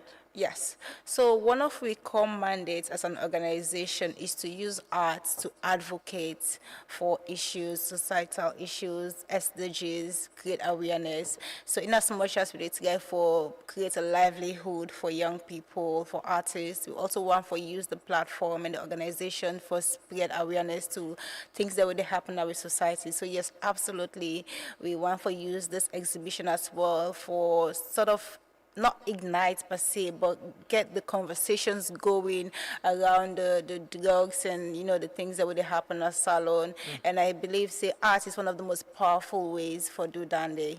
TJ, you mentioned earlier how you've seen young people where perhaps they on drugs or they push drugs, train them and transform them. How could we use art, creativity, for address this situation we'll get, the drug problem, unemployment and all of that? Okay, so one thing, I'll go back to the time where I began my studio and I began to train then young people with the kind of studio. And one of the things I've been noticed was that they needed a safe space, okay, to vent. They needed mentors. They may need older people that they can look up to or talk to about their own personal issues, and also help them financially, to be financially free. Now, giving them the camera to be able to express themselves, because photography now more of a visual aspects. So using photography for tell their own personal stories. A lot of them, I can get at the camera, they go at the given theme, so they take the camera, they go snap, for example, go and take pictures of things that mean a lot to you in your environment, in your house, in your community. They take the camera, they go snap. Then, one of the beautiful things about the photography, what I do, after I don't train, I think I train about 4. Originally, this in 2017, where I trained 2 boys, 2 girls. We will do photo exhibition with the same pictures they go snap. After I don't get the camera, they go out, themes, tell a story, take pictures of different things. I gather the pictures, we do photo exhibition, and from that money, we buy more cameras, and we invested in their education. We invested in anything that they wanted, pour the money back in them. So that was like a birth of a new generation. They send back, they buy cameras, they set up studios, and now they're financially stable. They're financially free. So it's the ability to be, it's using art, it's using photography to be able to, take themselves out of a situation and make their lives better. Either it's through painting or photography or video production. In your perspective, somebody will get into this and for since then to now, what do you think say na the kind of investment we will need or attention we the sector need for reaching in potential? We several reports and all indicate say if we pay attention to them, could contribute a lot to we development. Absolutely. It's in all areas: fashion, entertainment, fashion and entertainment. Apart from investment, money is needed, hands down. A space. That space where, young people can go to, they have mentors within that space. They're able to talk to the mentors about their own personal issues, what they want for themselves, their futures, laugh, cry together. That space is needed. And apart from that space, investment to be able to say, okay, fine, what do you guys want to do? What if we give you cameras, we give you tools, whether it's artists, fine, we'll give you canvas, we'll give you paint brushes, photographers, we'll give you cameras, we'll give you ideas, fashion designers, we'll give you sewing machines, we'll connect you to people. Salon get a very, very booming, thriving JC culture. There's a lot of JC salon people where they overseas, where they do very well in the fashion industry, in the photography industry. One of them don't come salon, he don't decide for come settle down in Sierra Leone. That's Samakai. It's very good for photography. I know Samakai on Twitter. Fine, and he was based in London, and now he don't decide for come salon, for come see what they will do for the photography industry. Solid. We need more mentors like that. We need mentors in the fashion design industry. We need mentors in the painting, in the fine arts industry. So basically, it's a space. One thing, like I said, a space. We need a space, an enclosure where they will come, sit down, talk, see these mentors, like, oh my God, I really love your work. I can't believe you're in front of me, So where we get the studio, I think one of the things that the students be lack about the whole studio space was that they had a mentor. Yeah, somebody where they look up to. Inspire them, inspiration, So that's basic. So investment, safe space, and mentorship. So what you would expect within people, I saw the last time you were sharing this competition. Yeah, I think it was the ministry with the ministry of tourism. Yes. So what do people expect for see from you for display at the exhibition? Absolutely. Oh man. So I get 3 frames, just pictures on one display. So special ones. Special ones. Yeah. Special ones. Yeah. Maybe we'll go buy if it's not expensive. No, it's not expensive. Yeah, I got me bored away like there. He likes. We attend the other one the last time where Orange Foundation and some people organized and the Orange Space, and we put some artwork there as well. Yeah, we can pop in and try to buy if it's not expensive. But maybe how people can just walk in inside the event that take place and what time, and people can just walk in and watch and be part of it. Absolutely, just walk in Fridays, Saturdays, Sundays, 10 a.m. to 10 p.m. Just walk in and be a part of it. Yeah. So is there anything attached to this? Say how they use them for send out the message. Now the painting and get for show the message about the theme of it, or it about engagement with the people and way they come inside it. So now the painting small go show. Again, this is just a way for get people them for express themselves via the theme.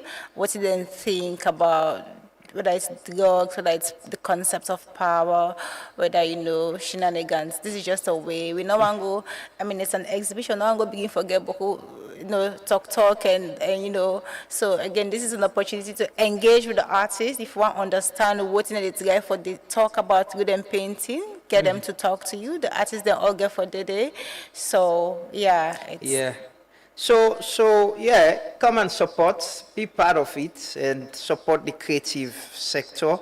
And like I say this morning, there are a lot of young Sierra Leoneans where they create things. That toxic alone, people and lazy, may not they agree to that. So, a lot of young people where they try to do things in their own little way, whether it's through paintings and the arts they all they talk about. Maybe you want to categorize them and waiting because if somebody in Peking now just begin draw, they understand say that's creativity. That's something you can encourage them to do. If they take the phone, now it's a bit snap past all man. Yeah. That's creativity as well. You need to encourage them for do them. If they take the mic and can do poetry or sabi sing, it's creativity. Yeah. So waiting at the category there. So it's for we, it's quite expansive. Anything we person they do, it's photography, it's painting on canvas, it's upcycling art, it's sculpture, anything at all. It's we they welcome. We just because it's not visual arts, we need taking like the fashion, clothing and stuff. But anything we something they create with your hands, basically, we'll be having it and we welcome that. And for the VIP evening, we get a couple of young people who actually reached out to we say, I'm a poet, I would like to perform. Can you give us the space? I'm like, sure, come on in and you can perform. So we get a couple of poets, then we go come perform some poems on the VIP evening. So you should be and it's free. So if you defend side for start the weekend or for go over the weekend with your family, you can come with the kids and see. Yes. It's free. You can just walk in and just walk in, but also come with small money for for support. For support. Yes, we could also get like postcards as well. We go able to buy. If you know what I'm able to buy the big paintings for support. Yes. TJ, what's your message to the creatives out there? And what's people who've been watching your work, what should they look forward to? Continue to create and be inspired. That's it. And go out of your comfort zone, and do more. If you paint today, you paint something today, you take a picture tomorrow, you do a video production today, see how you can do a better one tomorrow. Yeah. But try for be better, but also look for people and we're going to inspire and mentor you. Exactly. I've been talking about that here. Society needs that a lot. People we young people go look up to say, not to that mentor say, I want to go buy this, I want to go buy that, but somebody where you go watch him walk and say, this inspire me, and let's see how maybe I can do better than this person says. But he will guide you and support you. Well, thank you so much, guys. Thank you for being part of this. We have to support the reunion, the exhibition, and could definitely be part of possibly we'll get one painting way. We'll go and we'll watch. But thank you so much. We'll take a quick break. When we come back and talk to the other guests, we're already there. This is the Tooth Morning Devotion. 1 minute Konani, know your rights in 60 seconds. Brought to you by Citizens Beret. The Counter-Terrorism Act, waiting you need for now. Inside September 2025, the President signed one new Counter-Terrorism Act, quiet one, where they show waiting terrorists and they do and who that are terrorists. The law corrects boku problem them where civil society been see inside the last bill, but the process not happen the right way. Now Parliament they make law under the Constitution, so the bill for don't go the back before the President sign them. Where we not follow the right process, citizens them through the MP them not go able add voice. The law even allow government and other company them for listen to personal call and message, and like the courts not say so, people go take advantage of this and unbox citizens the right to privacy.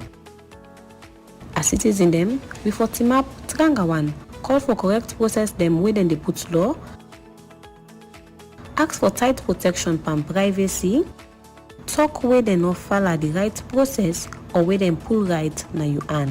1 minute Konani, know your rights in 60 seconds. Brought to you by Citizens Bureau.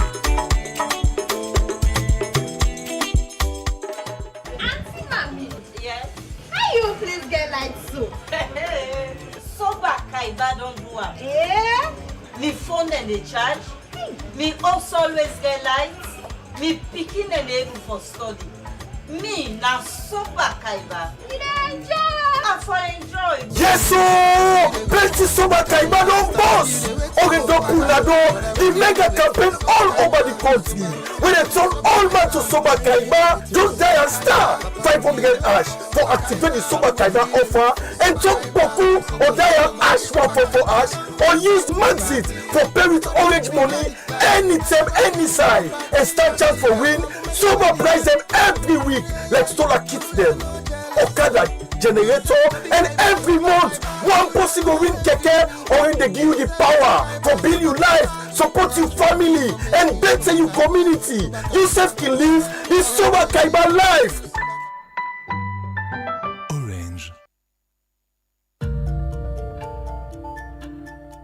Mama, this internet no dey gree make I do me homework. It's too slow. I no want make you worry. Signature Connect don come na salon. Signature Connect wey na fiber internet and microwave coverage e get, dey na salon now. And e come from make the internet problem done tapata. Signature Connect wey dey na number 92 Regent Road Hill Station don come with package dem wey go sweet you. When you connect, you dey get 3 days free trial for both postpaid and prepaid options. Then package and sweeto, then get 700 for small homes, 900 and then 1,250 for smaller office them and business place them. And say for corporate services them. You dey able use the internet for connect to CCTV camera, laptop and phone and other appliances them where you get na you house or you office. Not forget to Signature Connect day for all man. Contact them na 072 568 290 or 033 233 620.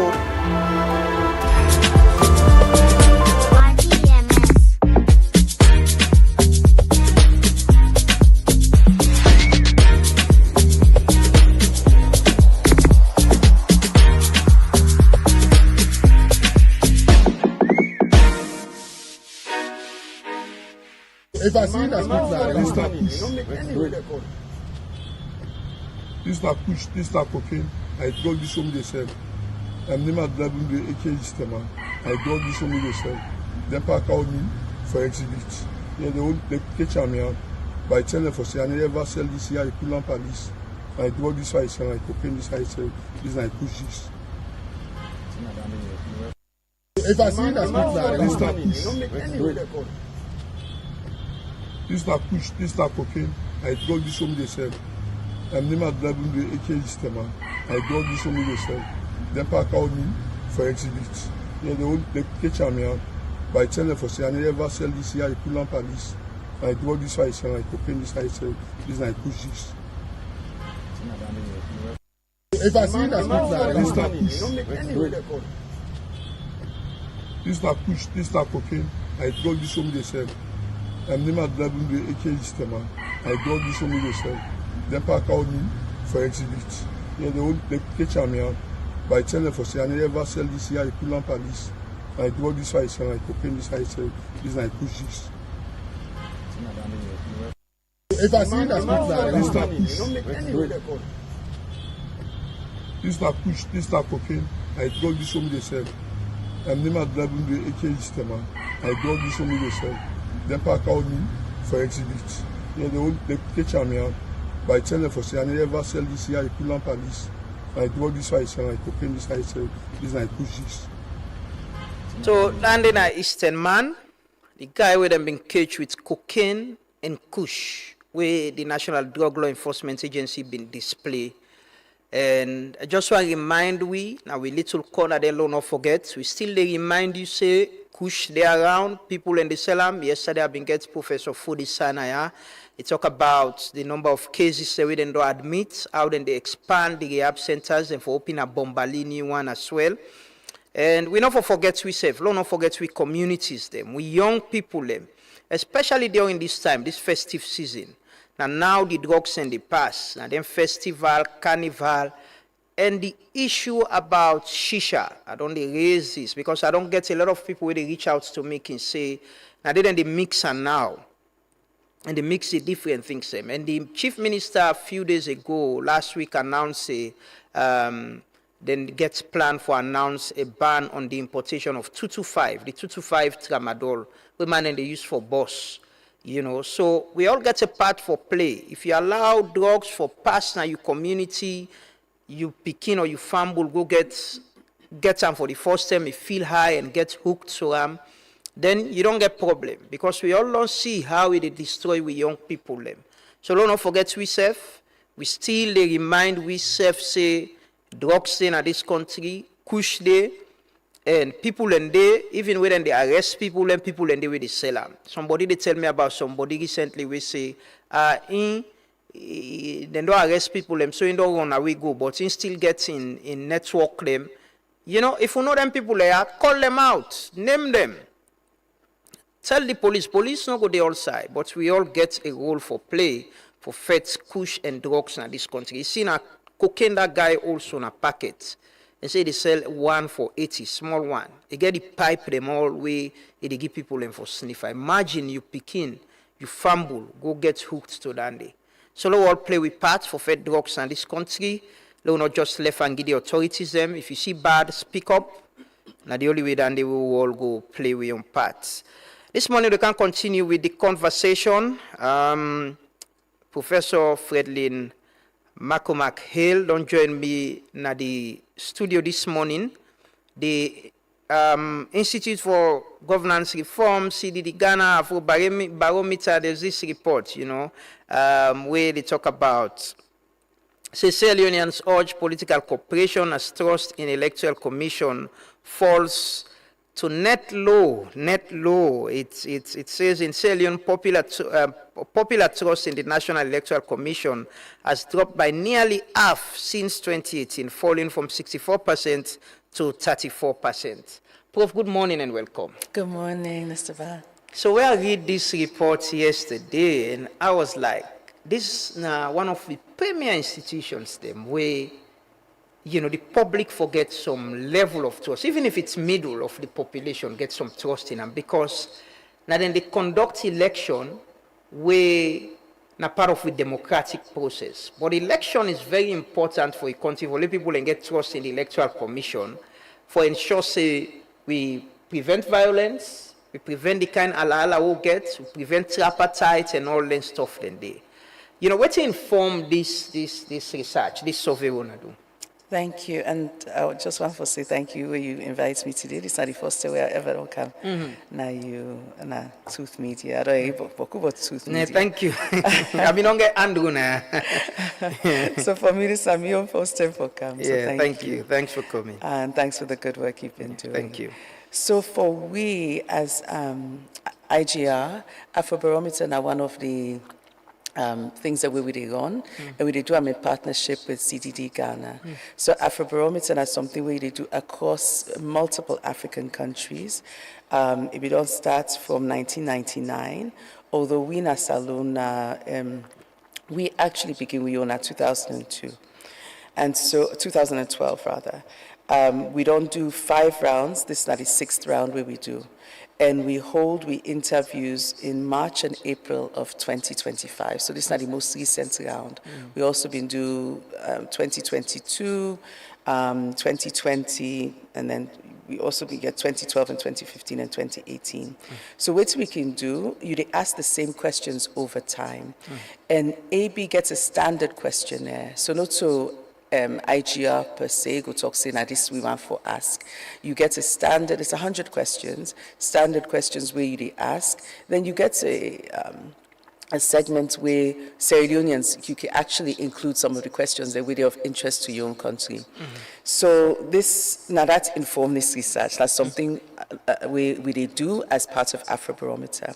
Also, Wale Famble and no say, this is something where you they use a random analysis, random data collection. So where you they do randomization, because people can always ask you how on I collect on data. Exactly, yeah. Yeah. So you back in the beginning in 1999, you get some people that we come together in Ghana. We talk say too often you get so many surveys that we other countries than they do, but people that not survey Africans. They can feel like say we not get something, we're not able for get statistically representative information. Wait to make you go and ask the average African waiting and think. So because of that, then come together and say, no, as Africans, we're just the same as Europeans, Indians, Asians. We're able for give our own opinions on governance, on social issues, on political issues. Let citizens then also get a voice for articulating the issues that we then they face, which are the problems we then see, and how then they see governance and social issues in their own country. So now this will form the background of Afrobarometer. And because of that, and because then they do them all throughout Africa, you get for make sure so you get the highest quality for data collection. So you get people that from Ghana we can sit all with they can do now with trainings. We get data collectors where we hire. You get people that you make sure saying that people that we're honest, transparent, we don't get political affiliation. Yeah. You then they monitor the data collection. So we they monitor Anaya, then they monitor Ghana and South Africa. So then they know how long you for ask each question. If you see say any question, they ask them for maybe they take 5 minutes for ask a question for take 10 minutes. Then they report them, and we track every enumerator. If any issue or challenge, they will sack that person there. So it's. So the data is clean. The data is clean. Let people that not feel say this is not something where people that just go sit down on them and go take them fill out. Exactly. Yeah. It's a sample. It's a random sample. We mean say every Sierra Leonean above 18 because now adults. They get number of people that want to. We get 1,200. So that one day back, people ask, well, how you can ask 1,200 people and expect say they represent the whole of Sierra Leone? Yeah. But you get statistics. They use the laws of statistics. Imagine where they cook soup. And this analogy we can like for use. If they cook you soup, need not therefore you cook banga soup. You don't need for drink the whole banga soup for know how the banga soup tastes. You just they take 1 spoon, and that spoonful way they eat, they tell you how the soup they. So now the same approach we they take, they use this sample size from Stats SL, and you do a random sample proportionate to population size. So what that mean is that, for example, we know say Freetown get beaucoup people there. Past Bond. So interview the same people that are Freetown as Bond. So you make them in a way where it's representative to the population within other areas. One of the questions people just always on they ask, what's in the methodology? Who then talk to? What's in specific area then concentrating? And actually they ask how this number of people, go reflect within we all think. And one person we don't ask question. Now even the Mohamed Kenewi Kone, he say, in post on Facebook yesterday, they can just show him up. He said the irony of perception as revealed in the latest Afrobarometer report. 69% believe the 2023 elections were free and fair, but trust in the ECSL, which conducted the polls, has dropped to about 34%. So I think what you need for think about, I mean, I don't know where you say the irony. Let I go to the first question, I'll come back to the last two we say. So across the world, even in America, with big pass they use similar numbers for generate a statistically representative sample. What you need for make sure say every person gets an equal chance, not so you they decide who that for talk to. So we they draw the sample. Now where you go, we they alternate by gender. So you get 50% men and 50% women. If I go now you host, for example, and the machine they tell me who that for go to. If I need for talk to a man, they ask for all the names of the man in that household. And then at the laptop, the tablet, they automatically give the name of the person you need for talk to. So we they take every step, not to the enumerate or get the discretion for choose who that if or talk to.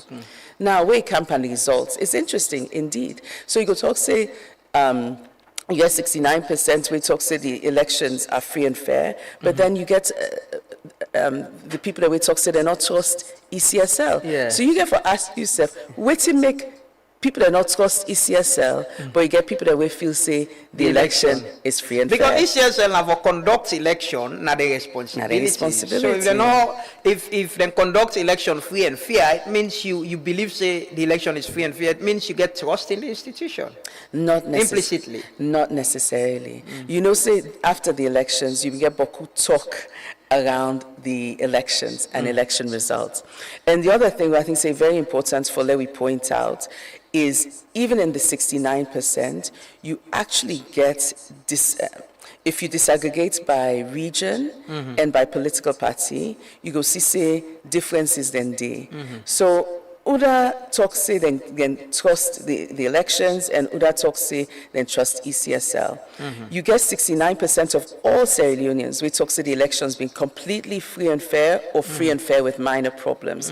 But when you kind inside that number D, you go see say that perception differs depending on your political party, whose political party you support, and whose side you come out. So you get 9/10 over 90 above of SLPP supporters, 93% of people that we talk say then support the SLPP, we say then believe the elections are completely free and fair. Similarly, you get residents of Eastern region, we talk say 94% talk say the election is free and fair, or free and fair with minor problems. And then people then from the South, 90%. So 90 and 94% of the Southeast feel say the election's free and fair. Then we campaign the APC supporters, 41% of APC supporters talk say the election's free and fair. And then for the rest of the country, so now you talk about the North, the Northwest, Western area, between 44% to 48% being talk say the elections are free and fair. So, you know, even before the elections, we've been talking, one of the things that we as a country really get for take note of is we are divided. We are increasingly becoming a divided country, and by ethno-regional divisions. So we need to see how to address some of them divisions they are. And similar with trust in ECSL, but go ahead. Yeah, so there's this regional balance, semblance where they show in the survey there. If you talk to people in the Southeast, they will tell you, we believe the election was free and fair and minor problems. But if you talk to people in the Northwest, possibly, then go tell you, say, no, we think, say, the election was rigged and all of that. How una can balance the data there as part of the survey for give a national, view that even though naturally, if you talk to people in other regions, they have their views and can balance, but nationally, now the reflection this of the survey. So that's how you do it. You interview people across the whole country, right? And you know, say, as a country, in fact, now all that's the app for make you get confidence in the results. Because we as a country, even if you know depend social science, or even if you know they do polling, you know, say the South and the East, generally they trend one way. You know, say the North and the Northwest, they trend another way.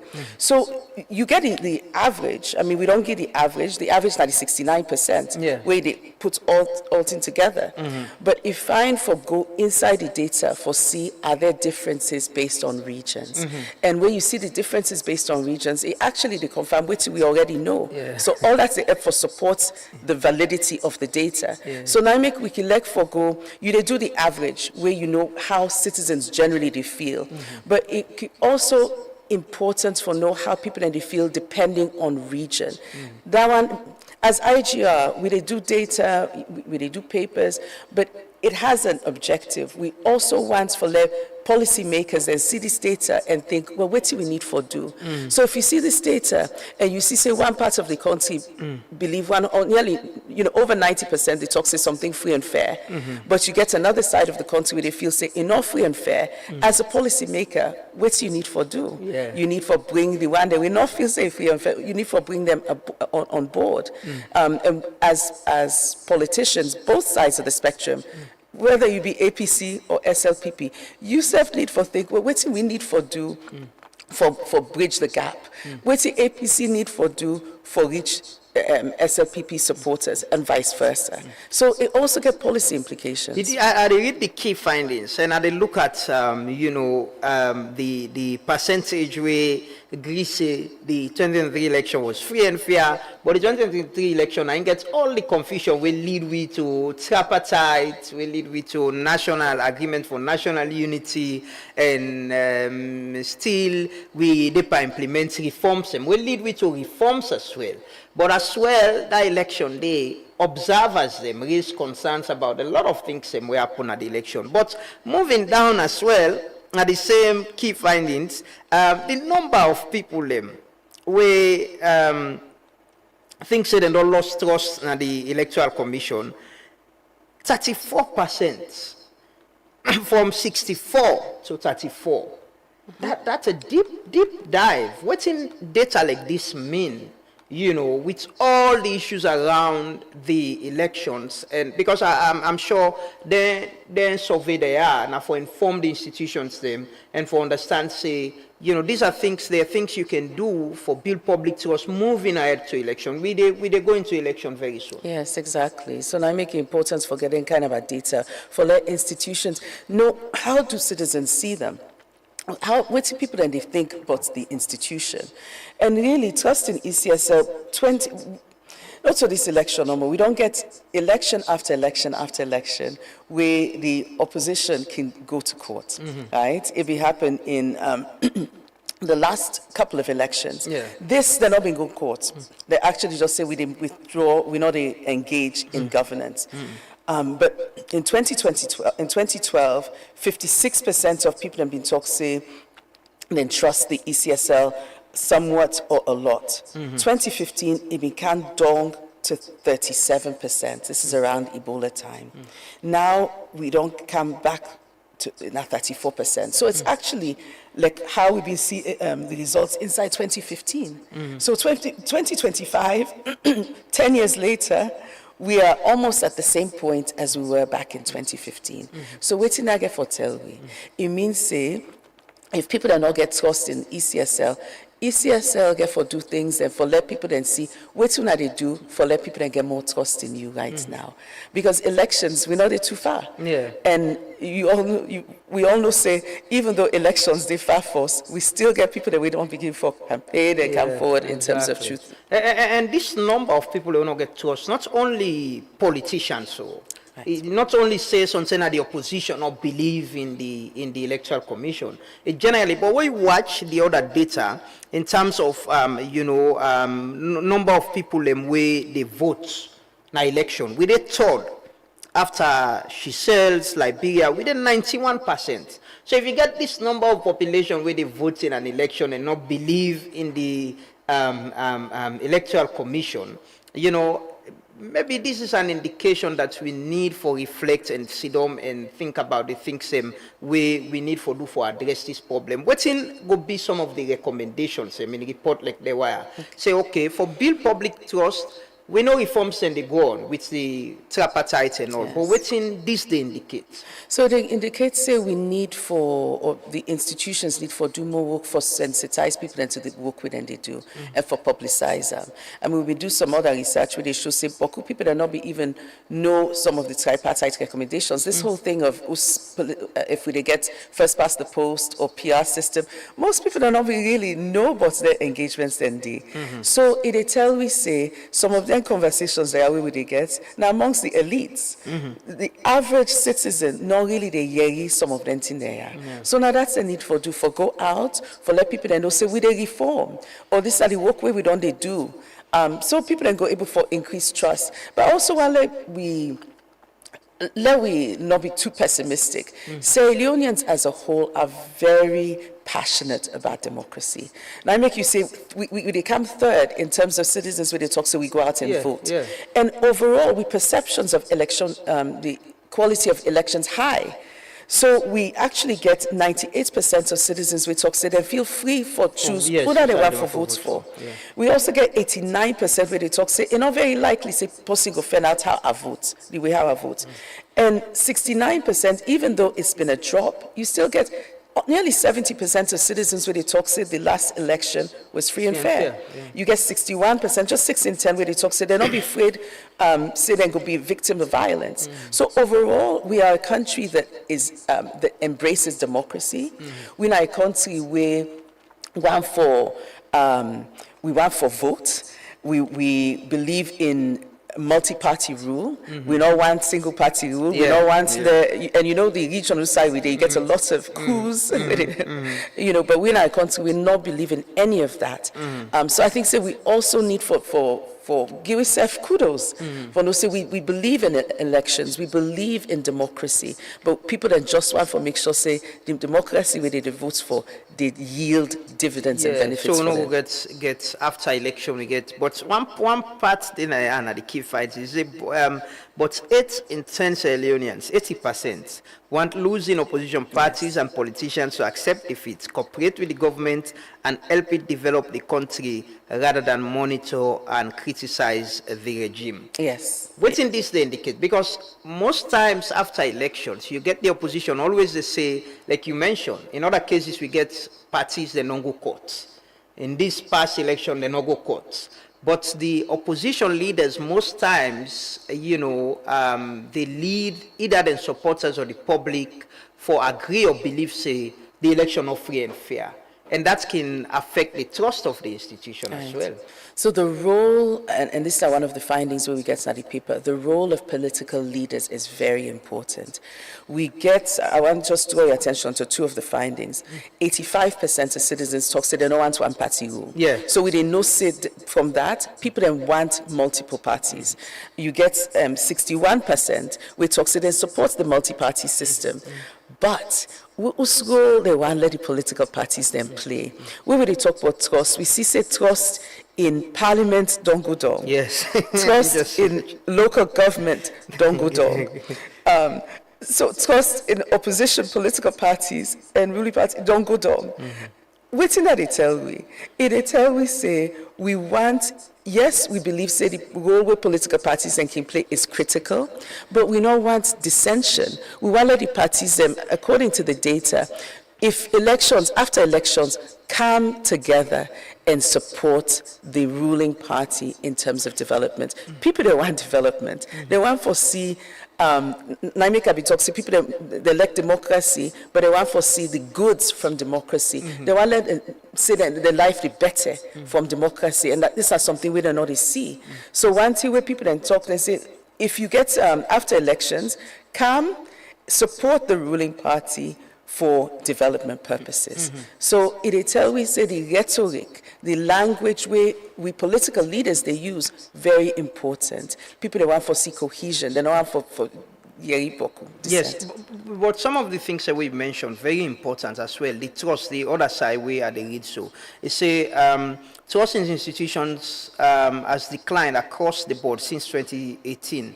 When the SLPP took over from the APC, ranging from a drop of 7 percentage points for religious leaders to a fall of 34 points for parliament.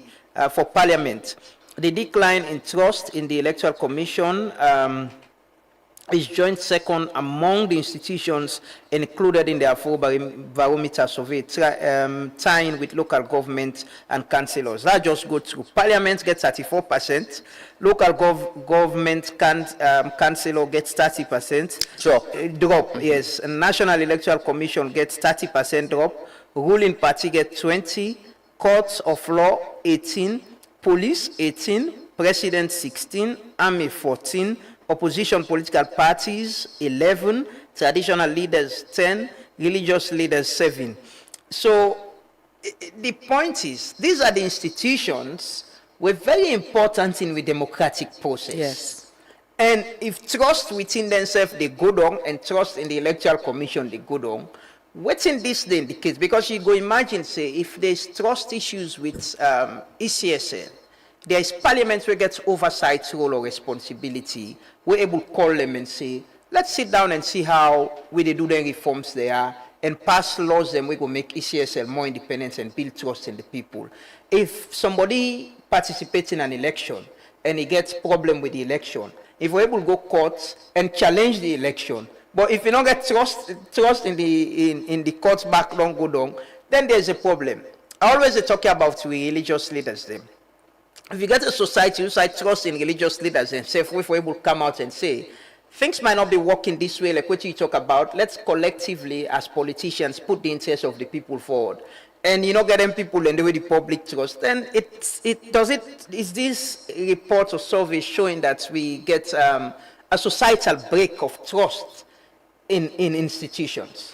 I like the last part that you mentioned. You talked about religious leaders. Interestingly enough, where you ask, say, Leonians, who are in trust, religious leaders get 81% of trust. So yes, it don't count down, but it's at 81%. So you get a high level of trust in religious leaders. We get a high level of trust in the army, 68%. High level of trust, traditional leaders, 58%. Medium high. Also, you begin to see issues now with institutions. Police, you get 19%, we say then trust police somewhat or a lot.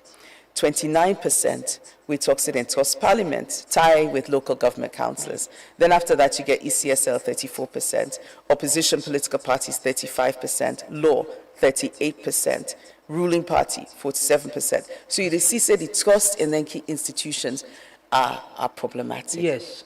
So it tell we say we need, again, coming back to what I was saying, reforms. It tell we say the rhetoric of leaders is important.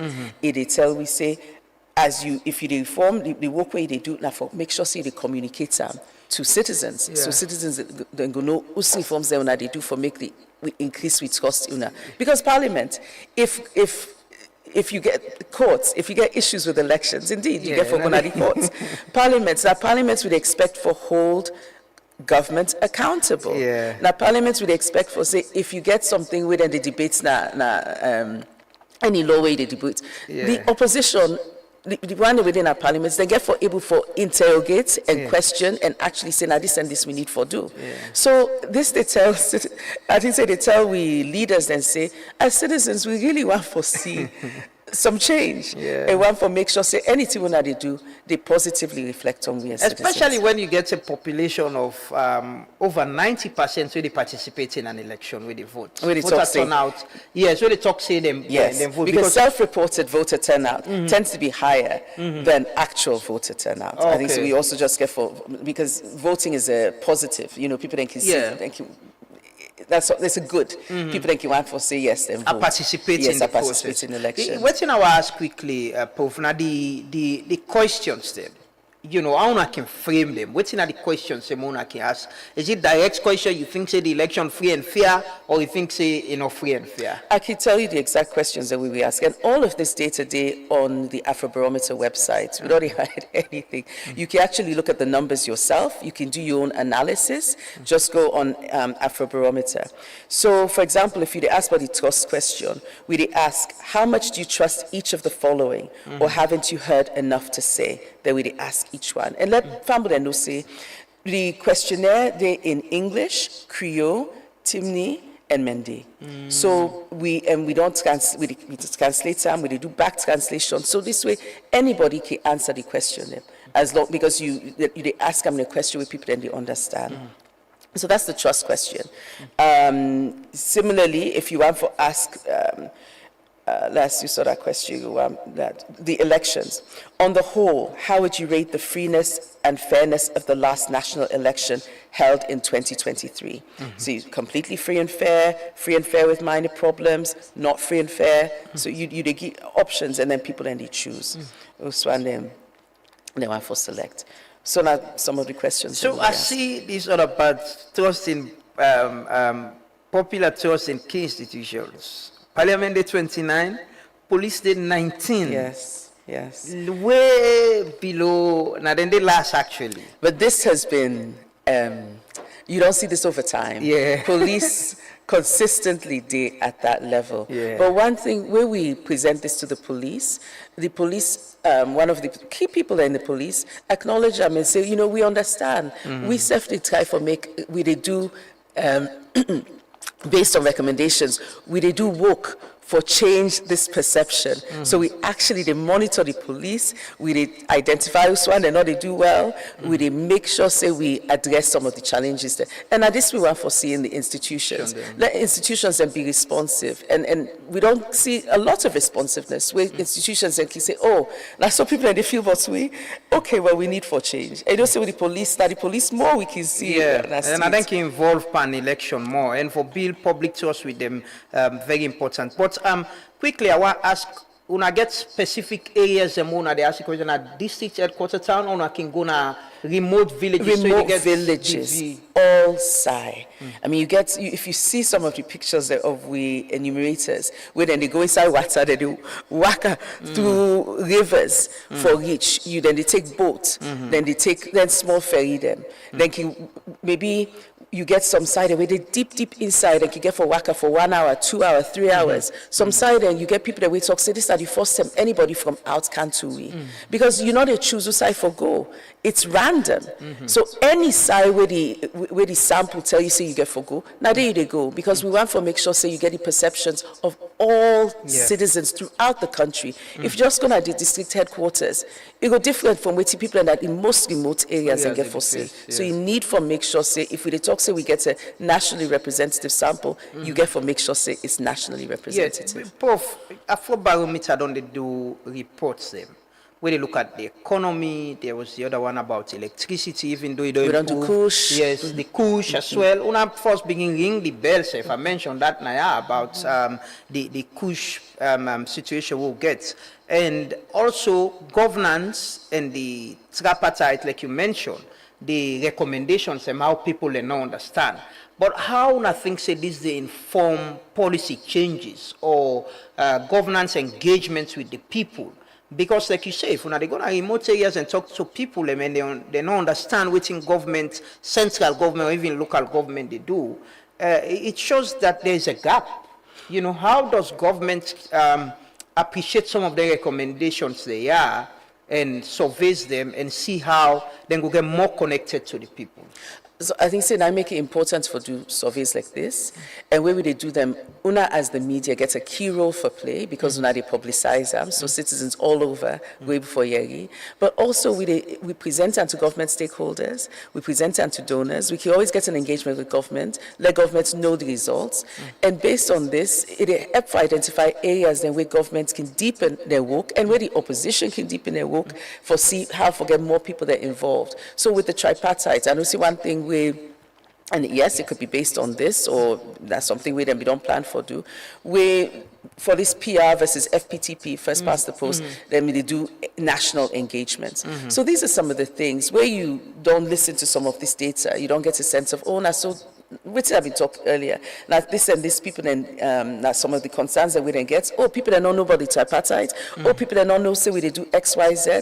Based on this now, then can actually expand the outreach, intensify what they do for bring all citizens on board. With surveys like the wire, should we be concerned or worried? We can forget constitutional review, we can forget there's reviews going on with the ECSL and all of that. Should we be concerned about us leading to the 2028 elections and building trust with public institutions? All the own I don't mention them, very important in the equation for elections. So now make it fine, we still get 3 years to elections, TEMD. No, so we get time for let some of them data then change. I mean, that's the idea. Data is not static. In fact, some of the things that we see now, the figures where we talk about now the same figures that we get back in 2012, 2015. So we don't say data they change, perceptions and they change, people's lived realities change. So there is time for let some of this information change. We get it tripartite right now when they go around. We get the constitutional review, we're ongoing. So we hope say policymakers will take this information on board and see what they need for do for change the realities of citizens. Wait to make ask that question in the conclusion statement. So I just say that. Yes. It said show that doubts about Leone's 2023 election persist and that popular trust in several key institutions has declined, including the National Electoral Commission, Parliament, and political parties. consistently and continuously we don't see the opposition, they raise concerns about the reforms, the tripartite and all of that. And like you say, statement of political leaders, they get a long way for reflect the perception of people, either them supporters or people when they listen to them. Way to make ask that question, now whether with people holding on to their grounds, and if things not change, we will continuously see these persistent issues about trust in we public institutions there. So I want to bring you to the conclusion. The data they show say we are a divided nation. But me as a Sierra Leonean, I don't feel say Sierra Leoneans are inherently divided. Not so for say Menilolek, Timnik, like this. It's not like that. But they take we cues from we political leaders. Exactly. And political leaders themselves, I don't even, where you want power, you can say anything, forget that power day, right? What we want to see from political parties, APC, be it SLPP, be it any other political party, get a clear policy statement. What our stance on Kush, which one stance on education, which one stance on health, get a clear policy prescription, get an ideology, nor use ethnicity, ethno-regional sentiment, forget votes. Let you actually campaign and but that's our reality. But now this reality get for change. So now make we actually say it highlights the need, it highlights the need for responsible leadership. You get forget responsible leadership on both sides of the spectrum. Leadership, we're not just rely on rhetoric. Leadership, we're not a deepen polarization, but you actually get leaders that way they talk, say, let we all come together as Sierra Leoneans. We get one salon, let we all salon fine. Let we do that in for we development. So not about power and Uda wants power, but actually not for the development of the country. So now make we really they talk, say, we get a history of instability, we get a history of insecurity. Let we know. Let politicians not follow divisive rhetoric. Let them actually see how they can come together, all and for see how to contribute to nation building and national development. It's important to have opposition because opposition can keep the ruling party on its toes. But let we get an opposition. Let it be constructive engagement. Now that's people that they ask for. Let it be an engagement where. You they make sure, say, in anything that you do, we they try for join and for national development. What do you think, say, somebody went on to do this work for a very long time now, what do you think, say, the fundamental problem with politics and lack of trust in state institutions? So it's very important for we democracy and governance. Some of this data, where APC been in power, SLPP leaning regions, but they feel the same way, and vice versa. We get a limited national cake. Anything where if USAID benefits day, now inside politics. So man defend political power because if you get power, you feel say that day I go get me Lillian Nazi. And if me own people then they in power, then self back go up for channel, then the goods to us. But that's not happening. We don't see overtime. We don't do research where they show say, if you so-called brother, sister, they in power, they're not necessarily, really they get any benefits, and vice versa. So you get a very limited development. We need to see how to expand that development throughout the whole country. Let people not feel, say, if APC they in power, SLPP go suffer. If SLPP they in power, people that will support APC go suffer. Now that's the effort for entrenched division. If we see, say, no matter whose party they in power, we they reach out and we they try to do things with the whole country, I think that one back. Is it about control? Because like you say, myself agrees. Most times it's we can't come to politics now they get this idea about who say we come out, we region, we tribe and all of that. But naturally we can't power that's in them. We know people exactly. It's about control of resources, access to the resources and control of power can make we get them thoughts than they rather than the desire for unite the country and do things same way, right? So I'm a political scientist. Yeah. So I can't go into what's a wiki study. And there's book knowledge and practical knowledge, right? But you can see, say, where in African politics, not so salo no more, throughout the continent, we get parties that will be based more on ethno-regional affiliation.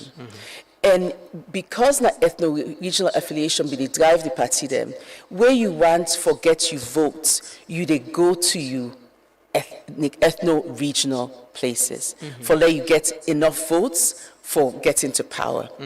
And we don't see that pattern over time across Africa. So people then can critique we parties and then can say we don't really get ideology, right? And because we not get a specific ideology, now I make parties and can just fall back on ethno-regionalism. So that's I look at that and I think that we need to move out of that.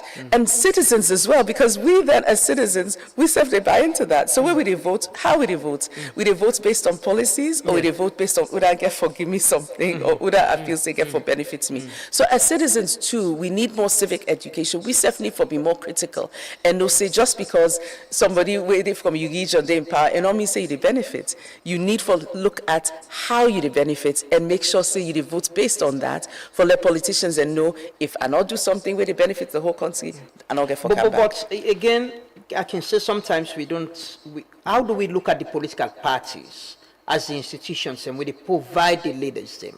And then they put presidential candidates, members of parliament, councillors, chairpersons, mayors. How do we get, because one thing where I don't say now that if we instill accountability and proper democracy within the political parties, that is what comes to the national politics. How do we get that to work? You know, within the political parties, we go reflect on national politics. Yes, exactly. I mean, we can even talk about women in politics, right? So finally, we don't go with 30%, although really, ideally, not. They feel so right from from all the way up from the so-called grassroots all the way up to the top, we get for make sure say citizens they in control. Now citizens are able for determine say, oh, now this person we want, and you need for make sure say you vote for that person, you elect that person, then you put the power to somebody where maybe the reason we make as a delegate then go choose somebody now because you get somebody puts money for you, right? So I think we have to make sure, again, as citizens, it come back to we as well. How do we make sure we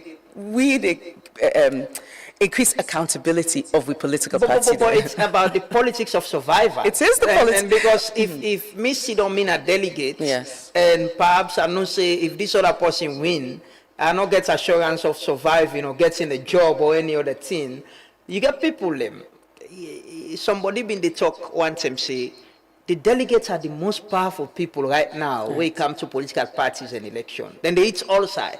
This go come, they give them, this go come. Then they say, now we don't tell this for enjoy because oh, now we know another member we. So how do we, is it that poverty and the issue of unemployment, the politics of survival, they affect whether we should think the ideology of the political party in electing whoever for lead them political party they are, rather than waiting and get and move on with me life. But now that's we need for do. We as I bring them back to we as citizens.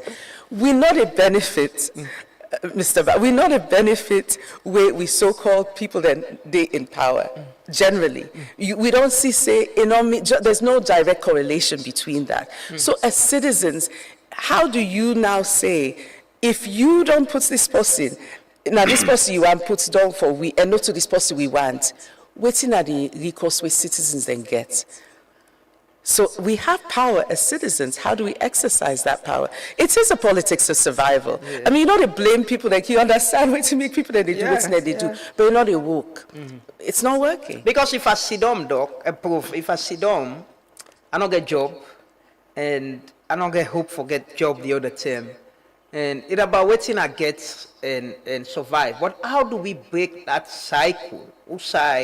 We might be blaming citizens, say you need for take an informed decision. But if I sit down and not get any way for make money, and somebody do they call for medicine say vote for me, I know they get that thought, I know they get that time for think about whether you get ideology, you get policy, or you get whatever. And waiting at the benefit from them directly. But how do we break that cycle? Because me, I'm not a political scientist, but me think, say, you know, if we don't address poverty, we'll be going around the same cycle. You know, every system can be creating young people, let me move on. But you get this vast number of people, the population, where they in poverty, we just rely on handouts and waiting you to get them. But how do we break that? Yes, I agree with you 100%. This is something we will discuss right now, because one thing we will do as IGR in conjunction with other organizations is we try for see what are some of the key issues where they affect Sierra Leone and what make we do side with day. And poverty now one of the main underlying things. And parts of poverty parts of the things that really contribute to poverty, for example, are contracting. So we come back now to Parliament. We get minerals, right? We get beaucoup valuable things in the country. But how do we make sure that they impact we as Sierra Leoneans? That they come back to the role of the politicians, where then they engage and how then they negotiate. So you're right, we do need to address poverty.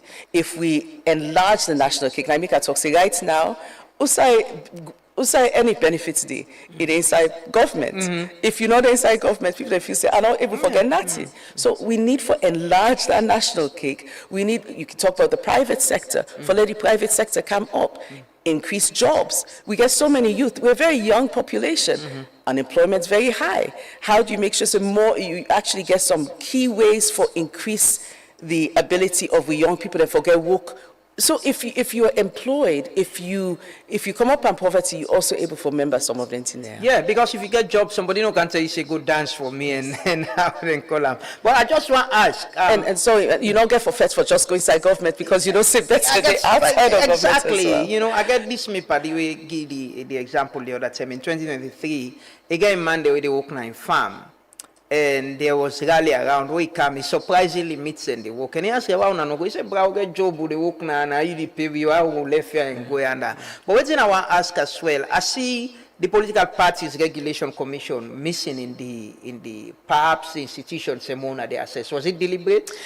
It's just AB does not ask about ECS, PPRC. Yeah. So you remember what I tell you, say the questions that we really ask, we actually get Afrobarometer gets a standard template of questions we then can ask. And so ECSL, an institution where they pan all the Afrobarometer questions throughout Africa. Maybe what we can do next time or the next policy we have to do the Afrobarometer, then can add PPRC as one of the institutions there for assess trust. Okay, let's take a few questions on our Facebook page. So we go use that there for conclude the conversation. This first one say, I have seen several, this one from Jibril Kamara, I say I have seen several surveys from IGI, but I have never been asked a question or surveyed by their enumerators. How do they do it and how do they get this data?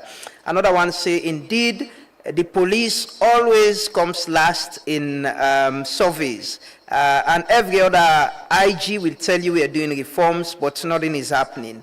We have a lot to do to build institutions. Tunde, they say, please, I'm going to ask about the biometer survey and the parliamentary survey that IGR were doing. Why did it stop? That was helping citizens to understand progress and development. Thanks to IGR for informing public discourse with their surveys. Their Afrobarometer report has been very insightful, if only institutions and governments will pay attention. The final one where they take is say, how do we get access to this data and how do we ensure that parliamentarians or government sign up to them and accept them as information that will shape how they do things and how they build trust with people? Now, some of them comment and they would get time for take proof. Thank you. And family, I thank you for the question. I really appreciate them. It shows people that they listen, so thanks. I think, say, the first question, somebody asked, say, posting on one day can't ask that question. So, it's a country of 7 million plus. Yeah. It's random. It's random. So, out of that, not to Oma with a survey, it's a sample, not to a census. We campaign census, each and every person, you ask questions to everybody. We campaign a random survey of 1,200, not to all man we go able for ask. We ask people then based on how the what you call them, the tablet, they identify who that for talk to. And we dey make sure say, as I be don't describe the whole process for make sure say it random. So anybody go get a chance for be selected. If they're not selected yet, maybe next term the machine will tell you say that you will get for can talk to. Then somebody be talk about the biometer. Yes, they do the biometer. And the project be done. And it surveys then can be very resource intensive. But we get plans by the grace of God, we get plans for continue for do things that we go track governance across various aspects. In fact, we still do them. Maybe not to the biometer per se, but we do one on separate from KUSH, we do something on electricity and match pass and things. So these are things where we still do for informed policy. Afrobarometer, yes, but we get other things that we do in addition to AB for let people then know, just for take the pulse of how people then do in the country and what people then they think and feel. Somebody be asked for parliamentarians and how parliamentarians then can sign up to some of these and how the ordinary person can see them. I don't talk say all things they online, the data they online. So you as somebody, you can actually look any question where you want for see. We get questions about health, education, governance, gender, women, in politics, in economics, all of that. You can watch the data for yourself, you can run analysis for yourself and write papers the way you want. Please, in fact, we encourage people that for use them. Ideally, we want to take this to the universities. So let we students they use, because often that outside, that people that wait outside can use we data. But let we as Sierra Leoneans, they use we data and do we own analysis for know how we feel. Parliamentarians, we don't engage. We engage. We do a government briefing and a donor briefing before we ever release this data out to the public. So let governments know, say, now this and this we don't and let them get a chance. And I've been say they were actually very responsive. I don't go talk about this on Minister Barr in program. So with now the civic engagement where it make up everybody know what's they go on at the country. So we engage constantly with the political leaders, and we don't see a responsiveness where then they say, okay, yes, well, so now so people in the field, well, let me see how we can address some of them concerns. Una bindu. I remember Ishmael was managing this, and I was always after him. When I've been doing this about parliament, you know, where they show lateness, ula they attend, ula no they attend. Now they spark a very huge debate. But you know, for me, then surveillance they're very important because they get the people for know who that they do them work.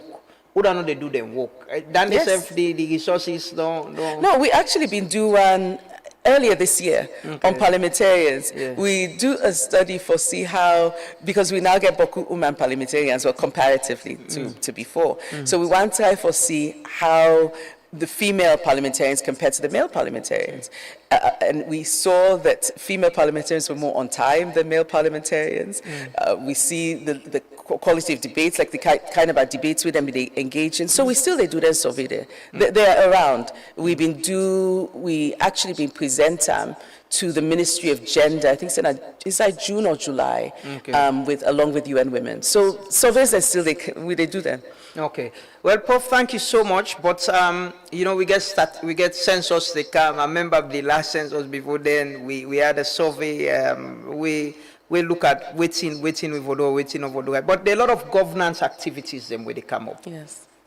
Constitutional review, maybe referendum and all of that. But waiting people them for expect, waiting for look forward to. Are there other surveys or reports? Yes, there are. In fact, en route, I'll just give quick highlights. I mean, where we ready, we will launch them. We will pull an ado. But we plan for briefings where they go to the marathon up to the elections, the next elections. So we're going to do key issues, key themes, key ideas for less citizens and know how then they feel and think about particular issues, where we will also engage with governments around. So just keep your eyes peeled, but we're going to come with some more data. We'll get a pulse of how the election will possibly look like, maybe on waiting people for expect, or you know, or whether the trust pattern they change. Because that's very important leading to 2028. Yes, we get for monitor this. So this, you can even see this as a baseline, right? So let we see maybe a year from now, how trust waiting people in the field, but the ECSL or PPRC or the police or Parliament or the opposition. And we can get AB. They take place every 2 years, every 2, maximum 3 years. So, as outside of what the IGR go do, you also get AB surveys, and we track change over time. Okay, well, thank you so much, Prof. Thanks for joining us. And I appreciate that you take time for come and explain this to the public for understand. In between time, what they do, I may find, let the public understand. For me, the concern is, we truly need for get the institution and then safe for work, do things same way, go make them regain public trust. Before you come in, I play the video in a parliament. The thing happened yesterday, where members of parliament, they accuse themselves of corruption and all of that. Then they affect public trust. And if we not get trust in parliament, in police, in the judiciary, and the electoral commission where they conduct the election, then we have a problem. Right. I mean, Mr. I think you and me they talk right before. And one thing we agree on is institutions that they need reform, but they also need for can to the public and communicate some of the things that within they do. And also ECSL, don't they do a lot, actually, try for address some of the issues them where people then even pick up on. And also other institutions, and they do things for address this, but do citizens know? You make sure citizens then know, than are one, but even before you need for make sure citizens then know, you also need for make sure they take the reform steps where necessary for build trust. Yeah, and people, the public for be center in some of the institutions they are, because now until the people and believe say they do the work for them, they serve them, then see that servant leader relationship, and not like the other day I asked now about if people know the members of parliament. It will interest, maybe it's something it will interest you for know how people are within at this western area safe, because we're not used to the constituency system. People don't know who that directly they represent them, and it's a challenge, because if you know directly who that they represent you can able to reach out to them. Right. Or because if you ask this MP, say, now you know me MP from this, you say, no, not to your area, right, or not this other area. Right. So then I think we need more awareness and education. Then they go help for change things. Definitely.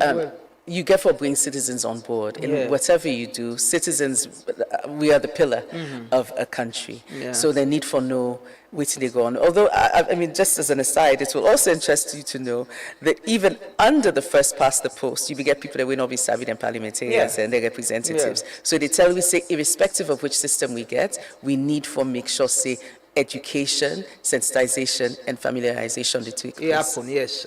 I've been on for me, say, we for do a chart or a flyer and show the members of parliament them. I've been asked my lawyer party if we put the number, then they fall under the cyber stalking. But if you go to the websites, we can go to the websites. Now the websites, the members of parliament, the numbers then they actually now the parliament websites. So if finally people in Sabi, we go help with that, with awareness. Well, thank you so much, Prof. We'll take a quick break. I'll come back and can close. Continue for stay with you. This is the Truth Morning Devotion. Thank you so much, Mr. Ba, for having me. Thank you. How the internet slow, not so we slow, and you want then give me say, oh, big development, corruption, first position, clap for us. I know that's such occupation. This took out for sponsor. Go bear with big Naboduya. If we kill we slow, gonna shoot we right on sight. Yeah, maybe then they go better. I say, na na na na. We don't tire.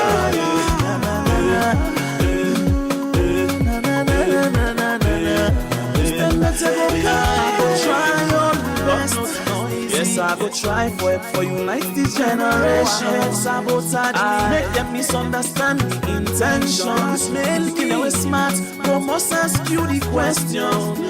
One day, Mama, why we still live on the same conditions? Why then it go be big question? Imagine Mama, Papa making confrontation. confession. All these fucking kids in a fire bone, now we all young. In order una they cut them, and we they see them, una say them not for us, una nothing. Oh, how long for the ala for the moment?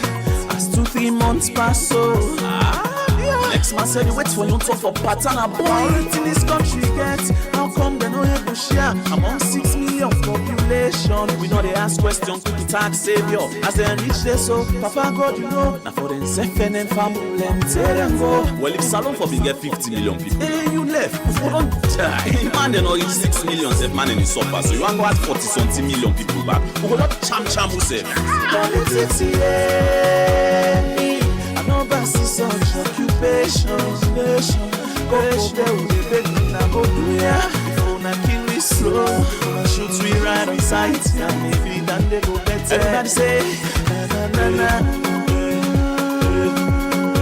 na na na. Everybody say na na na.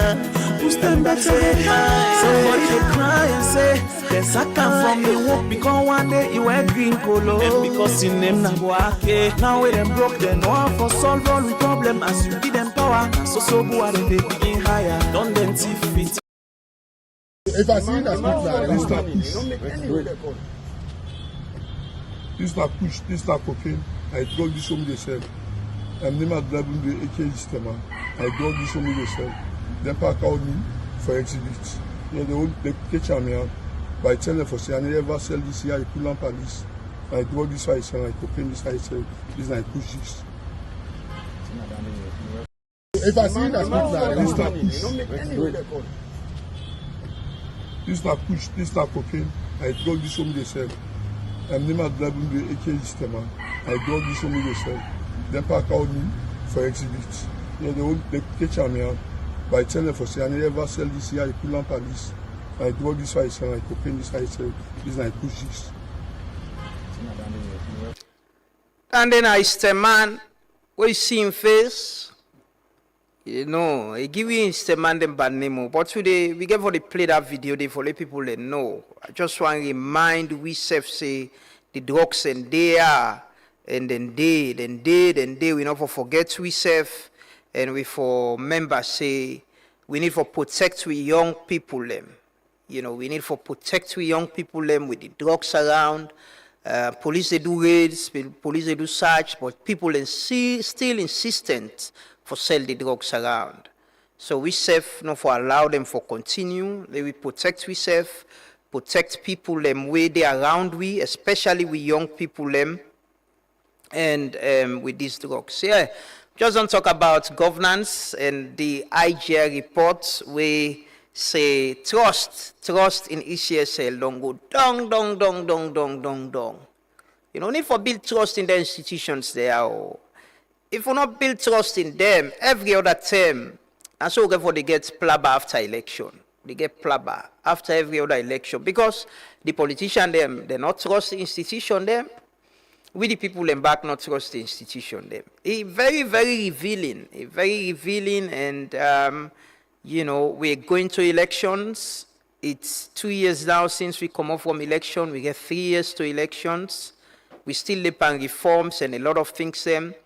Genuinely and sincerely, we politicians them for sit down and talk about how with democracy go benefit with the people. It's not much about who that kind of power, who that control the resources. Like what's in Prof say, you know, with democracy for be about how it benefits we, the people, how we they address poverty, unemployment.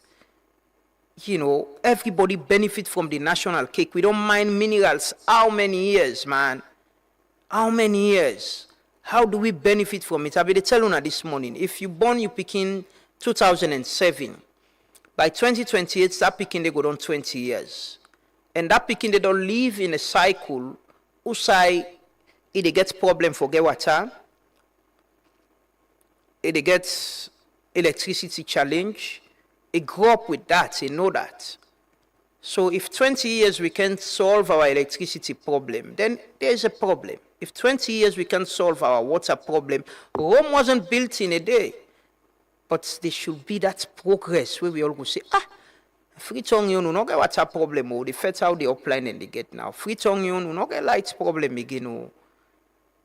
See man and Kiagi, the lights don't better now, it don't better. Yes, it don't better, but you know, if we move to this point where they think say na better, we dey try na better. They'll get to the point where they say, yeah, we are satisfied now. We don't address this problem and don't move on as a people, as a nation. But we grow up in this country, well, after the war, na pan lamp will be the use, wild shade and all.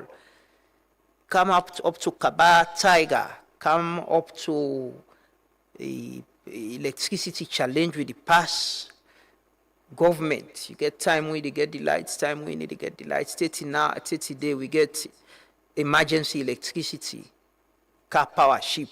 The minister was talking the other day about the amount of debt we owe. Yeah, man. Anyways, we all get a role for play for push this country go before. I just want to remind we as well, maybe we could show this post. President Donald J. Trump don't announce further restrictions and limits the entry of foreign nationals them na the US for protect the security of the United States. And unfortunately, Salon fall under that category there. So they don't add we under the full restrictions and entry limitations on individuals them where they come out Salon. You know, we still they wait for a waiting government to go say on waiting and they do with this situation, waiting at the solution to them. And how do we get out of this? You know, a lot of Sierra Leoneans where they live in uncertainty. Then the US green card holders, we go want travel, people and we want come holiday. You know, it's tough. But that is why we have a government, you know. That is why we have a government. We've been trying to speak to the Minister of Foreign Affairs, and hopefully one day, then we'll come out with a public statement to talk to the media on what in government they do for address. Because sometimes when government speaks, they give hope to the people and say, yeah, this is what we're doing. These are the demands from the US government, and these are what we say they try to do for addresses. You know, there are things we don't need to hide information from the people. We just need to be transparent. We just need to be transparent with the public. A lot of people don't travel, go overseas, they don't overstay them visas when are visiting visa, and it don't cause problem per way. And this includes people that will travel under government, people that will get diplomatic passports, ordinary people, religious leaders, people that will go passport or entertainment, maybe even journalists will go cover program, not come again. The other day, the minister tell you about somebody in the Ministry of Labor. We go and not come again. And may understand that there are other people, there's a list. We get other people that we get diplomatic passports. We go, we not come again. So it's a cross-cutting problem, not just the ordinary people, but even people with influence and power. We go, we use government traveling system and not come again. So the government not for keep with malice, not for keep the public malice as well, not for keep Sierra Leoneans in the US malice. The government for able to engage and talk to the people and tell them, say, this is what we are doing, this is the problem, but these are the steps we are taking for address them. So you go give the public people a hope, say, the government care for we and then they take action. So we'll meet back tomorrow. For the Thursday edition of the Truth Morning Devotion. Like DJ Baskin say, it's always you don't talk so about governance and politics. If you continue to be fool at this time, just die one time. You don't get reason for live. This should be more than conscious time awareness age. This should be realization time. Realize, say, power belongs to us, the people. We'll continue for dance for people, them, sing and dance and turn over for people, them. We then come, things doesn't change generally for all of us. It's changed for few people.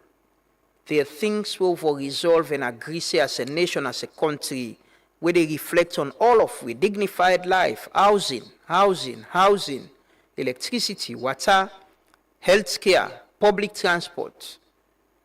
When I say can we go space, we'll get on and they'll go asking now, can we go space or build the Lungi Bridge for we? or buy plane safe for travel. Buy plane, let's say get we own career. The president get plane, or we say the people and get plane. So we'll meet back tomorrow. Have a lovely day as always. For God and country, serve your conscience. Be truthful, honest, and sincere with yourself. Not do anything bad. Try for do anything right. Be a law-abiding citizen. Yesterday, I drive na Moritong Junction. You know this diversion for going inside Moritong by the petrol station. Right now the junction there, a traffic warden was standing there, and the police for them bike man they tin up the bike man and the commodities other way for come up. Now it's one way going into Moritong Junction. Then they watch them. It's normalized. Everything is normal. Anyway, so we'll meet back tomorrow. As always, remember saying that the two the last. Serve your conscience, do anything right, avoid anything bad. Have a lovely day. Don't forget the Amatan, whether they blow, get you Madoni and oil, get you lip balm, get you jackets, protect yourself, enjoy responsibly. Continue to follow Truth Media and have a lovely day. Bye-bye.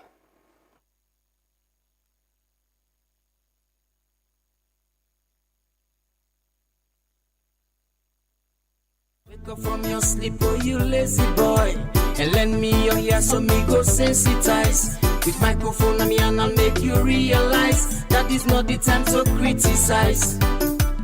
Wake up from your sleep and wear your khaki suit. Wash clean your foot, put on your Gideon boots. Hard work and courage you must salute, but never take a gun to shoot. Remember, Rome wasn't built in a day. Everybody has his own part to play. So come and join the wheel of change and let's make a difference. Remember yo, that Rome wasn't built in a day. Everybody has his own part to play. So come and join the wheel of change and let's make a difference. Remember yo, it's a conscious time, awareness age. It's a conscious time, awareness age. It's a conscious time, awareness age. It's a conscious time, awareness age. There's no time to be sitting on the long bench, chatty all day.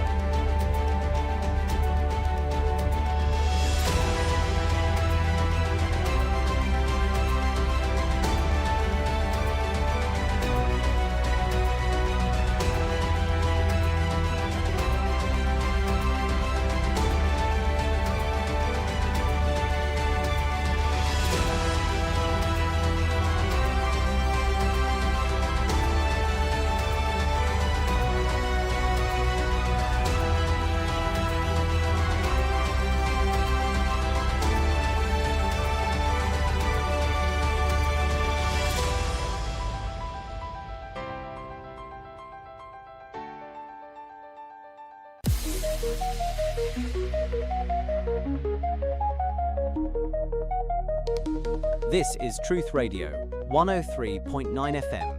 We empower the nation.